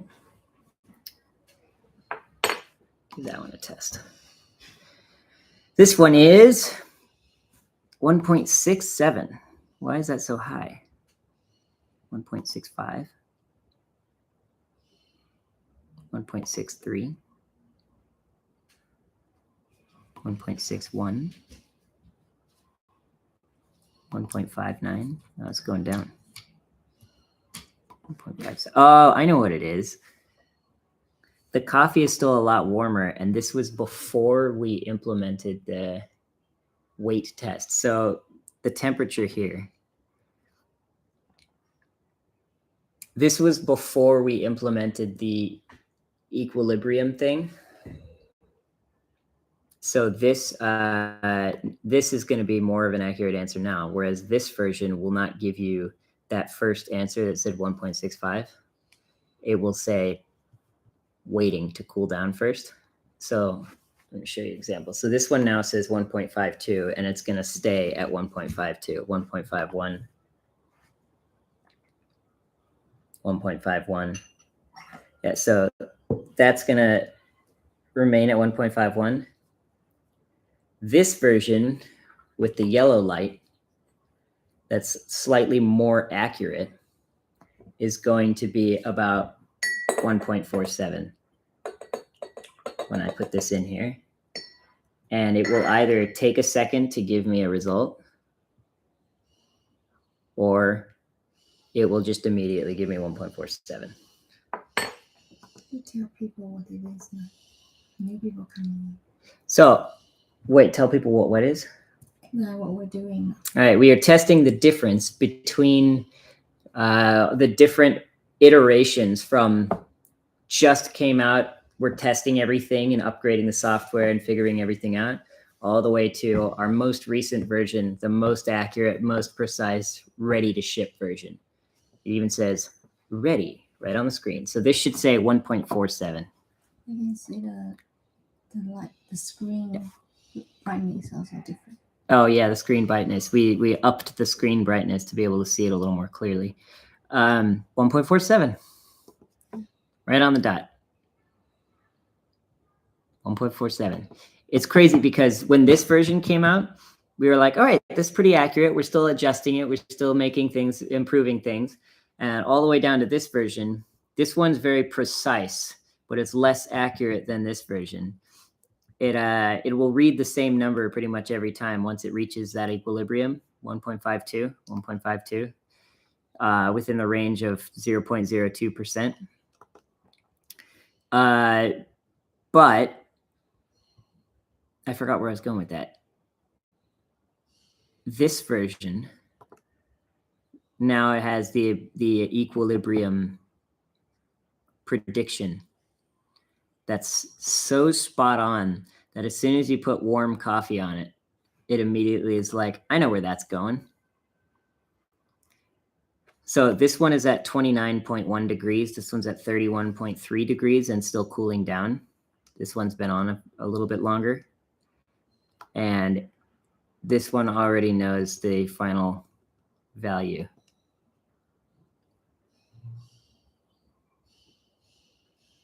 Why did it go up?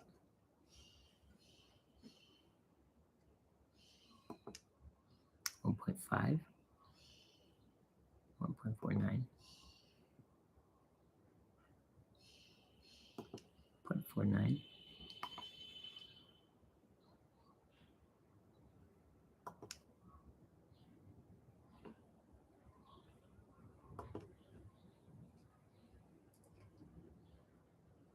$1.48.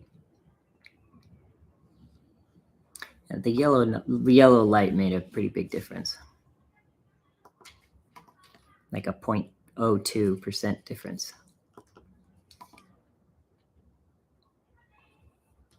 It's fun to watch the light. 1.48. Yeah, they are pretty darn consistent.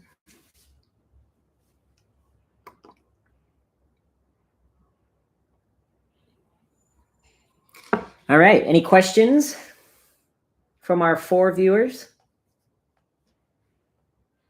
Let's taste the coffee. Let's see if it tastes better than last time.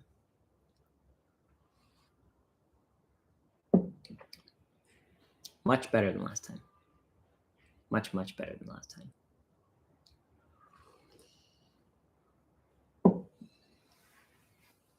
Delicious coffee.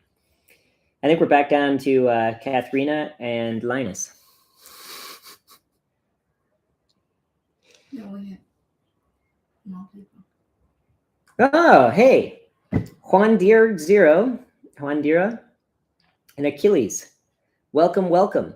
we've got here 7 R2 extracts from our oldest to our newest version. This is the version that's ready to ship. This is the version that was still being calibrated, tested, designed, and adjusted.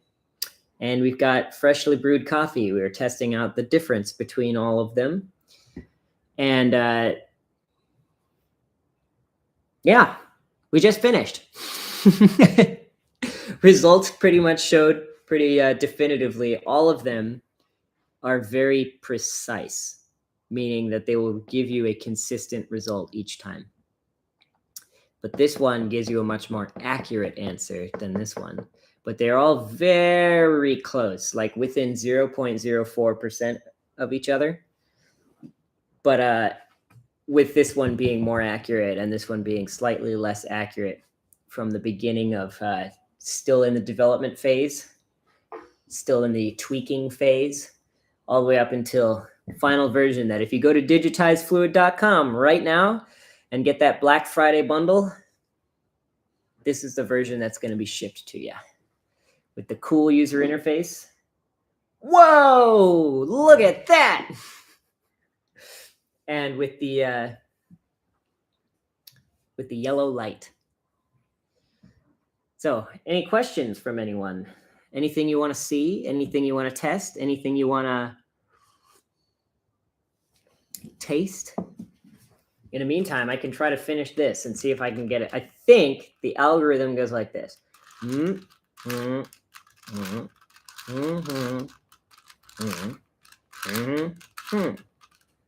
Hey, I was right. So I can actually solve this now. And there it is. Those of you who waited that long, solved 4x4. All right. Let's see how it works. What specifically are you referring to, Depunker? How does R2 extract work? How does this Rubik's Cube work? How does the brew control system work? I can answer your question in as much detail as you would like. If you can clarify which aspect are we talking about? How does what work? If you're talking about R2 extract, you mean like how does a refractometer work? How does R2 extract specifically work? How does our brew control system, including DiFluid, Cafe, Microbalance, and R2 extract work? How does buying a Black Friday bundle work? The gadget. Okay, so I'll give you a rundown. It works via, Sophie, can you hand me that black box over there? So I'll give you a rundown of all the components on the inside and how it works. So this is what this is made out of. This is a chunk that came straight from the injection mold machine to make up the outside. Has nothing to do with how it works. It's how it's built. As for how it works, we have, where is it? Ah, here. This piece of glass is the prism that light is shined through, then refracted, and it would, depending on the liquid that is sitting in the sample dish at the top here, right here, depending on the amount of dissolved solids in that liquid, after the light is shined through the prism, through the liquid, and refracted back into the sensor, it will determine like that the angle of that refraction will help will enable you to calculate the refractive index to know how much solid material is dissolved into what would have been pure water. And this prism is coated in a special material that the refractive index of that material is known. So if you were to shine a light directly through that layer, it should be refracted by a very specific amount. And because that amount is known at every temperature, the information collected from the sensor can then like compensate for whatever temperature it currently is, making it so that it can give you an accurate result at any temperature. But if the temperature is constantly changing and the temperature of the liquid is different from the temperature of the device, it has to calculate what the difference is and what the difference in rate is so that it knows, all right, once it'll reach equilibrium at this amount, and then can calculate the refractive index and then give you the answer of how much solid material is dissolved in that liquid. So the light is shined through this prism and then refracted onto a sensor that is the same type of sensor that's in smartphone cameras. It's like a little tiny square sensor. And old refractometers, the way this technology used to work is they had a very small sensor that's like a one-dimensional straight line sensor, and the light needs to be shined directly onto that sensor. And the reason they use that kind is because they were much more sensitive and much more capable of giving you an accurate representation of what's in the liquid. But now they're called CMOS sensors. The two-dimensional version is so much more sensitive and accurate than they used to be because of the upgrades in smartphone technology, that we can now use this type of sensor instead, making it so that light that shines in from the outside can be ignored because there's so much area on that sensor for the internal light that's shined onto it. Like, you can tell which one is which one is external interference and which one is the light that we're looking for. So you have this very simplified version of what used to be a giant piece of material of technology that needed like a big lid and like very separated from outside interference. And so essentially on the inside, there's a camera, and it takes a picture of that reflection through this prism. It takes several pictures, and it can then mathematically figure out the angle of refraction to tell you the amount of dissolved solids in the liquid. And all of the other components in there, like the layer that I mentioned, the micro calibration layer that's on this prism, they're all designed to provide a more and more accurate and precise result. But the basic mechanism is taking a picture of the refracted light and then mathematically determining how much solid is in the liquid based on the angle of that refraction. Got it?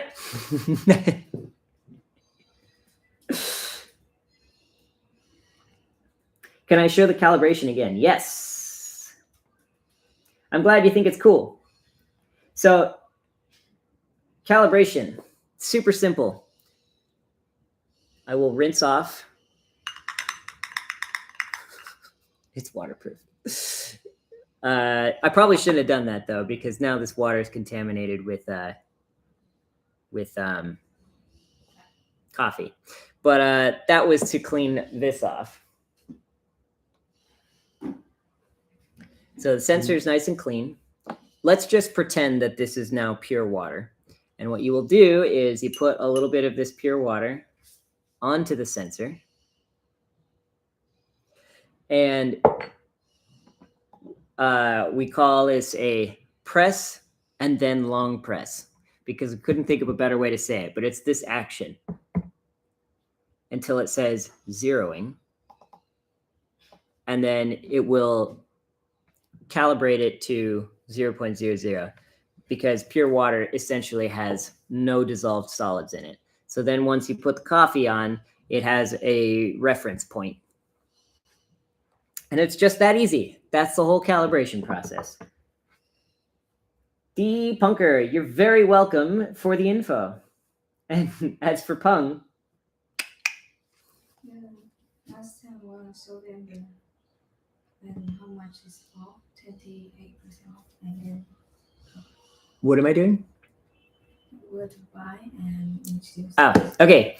So if you want to buy one and you want to be able to know the total dissolved solids in your coffee, you're able to use that information to calculate the extraction. But doing that manually is really obnoxious because you have to then go, okay, how much coffee did I use? And then from there, you go, how much water did I use? And then how much final brewed coffee do I have? And then you type all that information into a calculator and it can give you what's your extraction. But then after that, you're like, okay, I have these two numbers. What do I do with them? And you have to like chart it on a graph. Previously, that would have been super tedious. But thanks to microbalance, the smart scale, and R2 extract, you are able to just do what you would normally do. You go, okay, I'm starting with how much coffee? 20 grams. 20 grams of coffee. You weigh it in, and when you brew it, DiFluid Cafe, the app, will like graph exactly what it is that you're doing. So as you're pouring water, it keeps track how much water have you poured. And then when you take your coffee grounds out, it weighs what's left and goes, okay, so then the final brew liquid is this weight. So therefore, here it is on the chart. And it will show you exactly how extracted and how much, it will show you how, sorry, back up one step. Then you got to test the coffee with R2 extract. And so once you have how much dissolved solid is in the liquid, it has all the other information from your brew process because you did it on microbalance. They both communicate with DiFluid Cafe. Sorry, I was handed a computer. And so they both will be interpreted by DiFluid Cafe and give you a little readout on a chart. How well extracted is your coffee, and how strong is it? How much coffee is actually in that liquid? And from there, you can determine, is it super bitter coffee? Is it a super acidic coffee? Is it right in the middle? Is it a really weak coffee? Is it a really strong coffee? You can learn your preferences and understand, do I like coffee that is super bitter? Maybe you're like, oh, this is really bitter. I don't know if I like that. And then you test it and go, oh, well, according to this chart, this is considered a very sour coffee. And you can, it helps adjust your frame of reference of what kind of coffee you like. You could go to a coffee shop, find a coffee you really like, and then ask them for the, like, what's their dose and water weight. And you can graph what they did and go, okay, I like coffee that's right around here on the chart. And then as later versions of DiFluid Cafe come out, we will be able to, you can go, okay, I have these coffee beans. I bought them from this roaster. It's this particular roast. And someone else has made a recipe that falls exactly in that range that I want. So you can go, all right, I want to make this recipe. And it says, okay, use 20 grams of coffee. Weigh out 20 grams of coffee. And then it's like, now you want to pour at this rate for this amount of time. And you can just follow that. And microbalance will keep track of your process. And then at the end, you test your results. And so it's like, oh, your results are way off. What did I do wrong? Oh, well, microbalance tracked your brew. Oh, I poured way too at the beginning. So I had way too much water during my first pour. I need to pour way less water and kind of slow down my whole process. That's why mine doesn't taste very good. And it will help you improve and also not waste a bunch of coffee, because usually you buy a new bag of coffee and it's like, I don't know how to make this taste exactly how I want it to.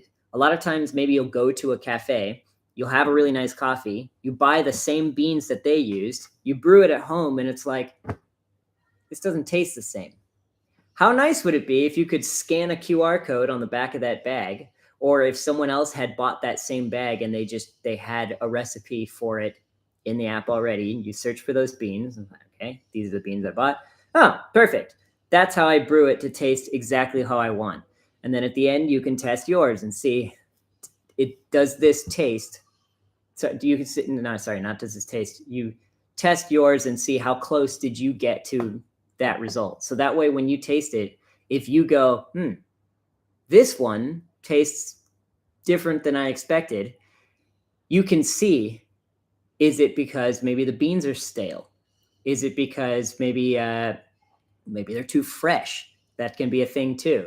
Or maybe the water you used is too hot. And so it's not actually following precisely the recipe that was laid out for you. And if you did follow it, maybe you go, my preferences have changed. I actually like the coffee that's a little bit more bitter. Or maybe when it's a dark roast, those flavors can be a little more bitter. But when it's a light roast, I like it to be a little more sour. So you really can learn what it is that you like and how to brew to those preferences. And that's the whole point of this brew control system. And right now, if you buy it during this Black Friday sale, you get this huge discount. I'll show you on the website on digitizefluid.com.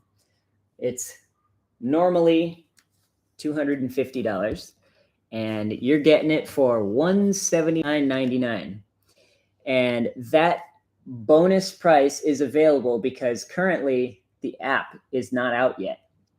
And it will be. And once the app is out, the value of this entire system is so well worth it. And you get it for this huge discount before the app comes out.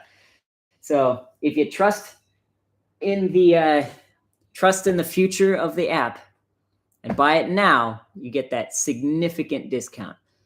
I would do it. It's worth it. Digitizefluid.com. Milk, ask when does it ship? Don't worry. You can ask as many times as you want. I'll answer it every time. The early adopters batch that we ship, like the first batch, the people who really believed in our product, they bought right at the beginning. Those ones are being shipped now as I speak. A lot of them have already been sent out. Some of the ones to countries that are a little harder to ship to and take a little more logistical challenge to get there. Those ones are being shipped now. They're all packed up and ready and being sent out. The ones that are that were purchased after that at full price before our Black Friday sale, those will be shipped out next. And then the ones that are all purchased during Black Friday will be shipped out when? What's the date?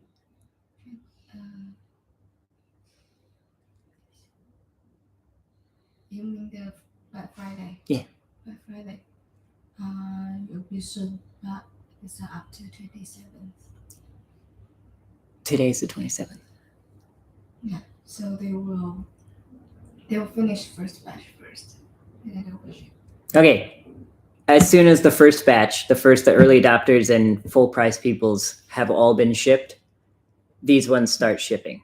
And they're being shipped out because we're ramping up production at this point, working out all the kinks that come from setting up a new assembly line, packaging line, all that kind of stuff, all the little details that I even didn't think about, that it's like, you have to figure out how to once you get everything in the box, it's got to be sealed, and the machine has to be calibrated for the size of your box and everything. And so the little kinks getting worked out, the beginning of production is a bit slow.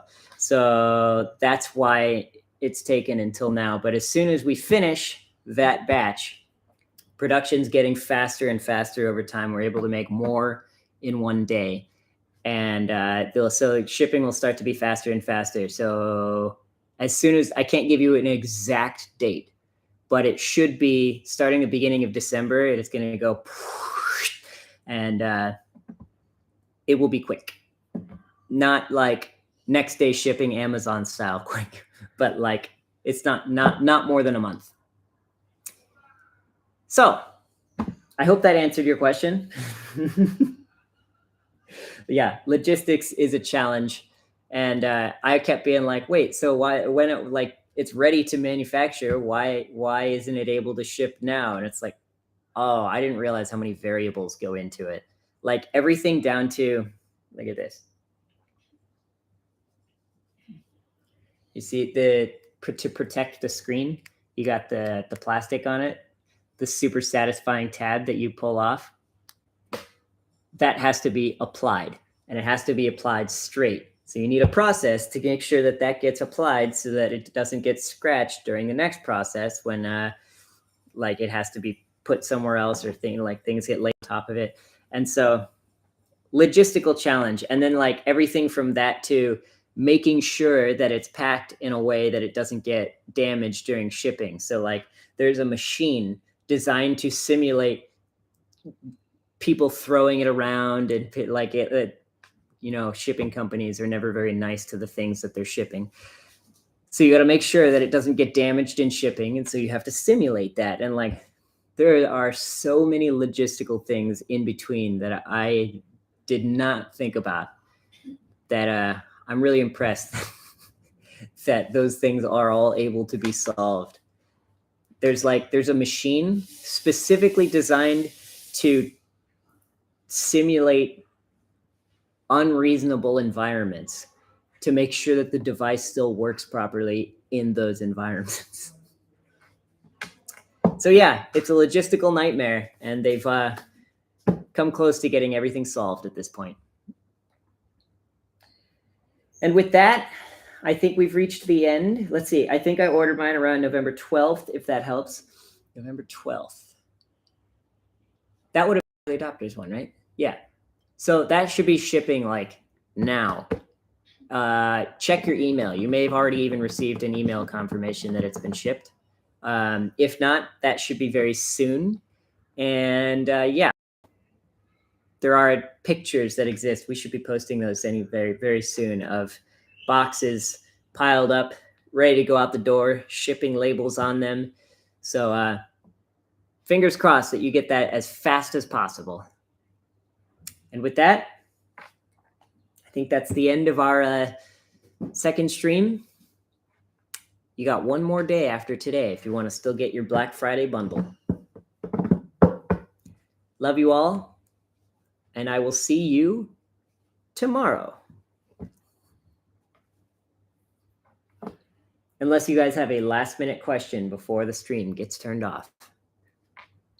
I'm going to end the YouTube over here because we got 0 viewers on my YouTube. Oh, that's the last thing. If you're still here, follow my YouTube at James Corwin. End stream. End.